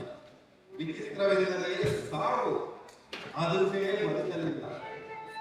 ಹಿರಿಯರ ಆಶೀರ್ವಾದದಿಂದ ನಮಗೆ ಪುನರ್ಜನ್ಮವಾಯಿತು. ನಮ್ಮದು ಪ್ರಯತ್ನವಷ್ಟು, ಇಚ್ಛೆ ಭಗವಂತನದ್ದು. ಅದೊಂದು ಮಹಾರೋಗವೆಂದು ರಾಜವೈದ್ಯರೆಲ್ಲರೂ ಐಚ್ಛಿಸಿದ್ದರು. ಲೋಕದ ಪಂಡಿತರಾರು ನಾನು ಗುಣಮುಖನಾಗುವ ಭರವಸೆ ನೀಡಿರಲಿಲ್ಲ. ನಮ್ಮ ಕೊನೆಯ ದಿನಗಳನ್ನು ನಿರ್ಣಯಿಸುತ್ತಲಿದ್ದೆ. ಅಂಗೈಯಲ್ಲಿ ಶೂನ್ಯ ಮಾತ್ರವೇ ಉಳಿದಿದೆ. ನವಾಬರಿಗೆ ಮಠದಿಂದ ಮದ್ದನ್ನು ಪ್ರತಿ ಹುಣ್ಣಿಮೆಯಲ್ಲಿ ಕಳಿಸಲಾಗುತ್ತದೆ. ಈಗ 25 ವರ್ಷಗಳ ವಿಶೇಷ ದೂತರೊಂದಿಗೆ ಮನೆಯನ್ನು ನಮ್ಮ ಪೊಲೀಸ್ ಪಾಟೀಲರವರು ವಹಿಸಿಕೊಂಡಿದ್ದಾರೆ. ಕಾಲ ಓಡುತ್ತಿರುತ್ತದೆ, ಯಾರಿಗಾಗಿಯೂ ಕಾಯುವುದಿಲ್ಲ. ಅದಾಗಲೇ 2 ದಶಕಗಳ ಸಂಗತಿ ಇರದೆ. ಹೌದು ಬುದ್ಧಿ. ಪಟ್ಟಾಭಿಷೇಕದ ಆಮಂತ್ರಣವನ್ನು ಮನ್ನಿಸಿ ನವಾಬರು ಅವರ ಕೊಪ್ಪಳಕ್ಕೆ ಆಗಮಿಸಿದ್ದರು. ತಮ್ಮಗಳ ದರ್ಶನಾರ್ಥಿಗಳಾಗಿ ಬಂದಾಗ ಅರಸುಗಳಿಗೆ ಒಂದೆಡೆ ಮುಂದಕ್ಕೆ ಹೆಜ್ಜೆಯಿಡಲು ಅವಕಾಶವಿರಲಿಲ್ಲ. ತಳ ಹೀನ ಮುಖವನ್ನು ನೋಡಿ ನಾವು ಬಹು ನೋಡಿದ್ದೇವೆ. ನಾಳೆ ಹಿಡಿದು ಮಠದಲ್ಲಿಯೇ ಇರಿಸಿಕೊಂಡು ಪರೀಕ್ಷೆ ಮಾಡಿದಿರಿ. ಮದ್ದನ್ನು ತಯಾರಿಸಿ ನಿತ್ಯ ಬೆಳಗಿನ ಸೂರ್ಯೋದಯದ ಪೂರ್ವ ಸೇರಿಸುವಂತೆ ಅಂದಿನಿಂದ ನೀನು ಮುಟ್ಟುವುದರಲ್ಲಿ ಉಗುಳು ಕೂಡ ಮುಟ್ಟುವುದಿಲ್ಲ. ಗೋಪನಾದ ಸೂರ್ಯ ನಮಗೆ ಹೈದರಾಬಾದಿನಲ್ಲಿಯೂ ಕಾಣುತ್ತಾನೆ.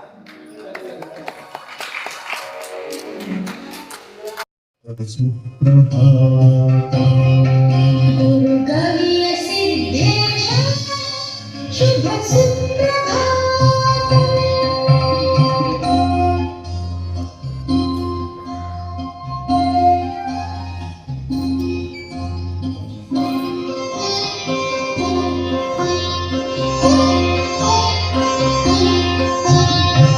ಏಳು ಮಂಗಳ ಮೂರ್ತಿ, ಏಳು ಜಂಗಮವಲ್ಯ, ಏಳು ಶಕ್ತಿ ವಿಶಿಷ್ಟ ಶಿವಲಿಂಗವೇ. ಏಳು ಸಿದ್ಧರ ದ್ವೇಷ, ಏಳು ಕವಿ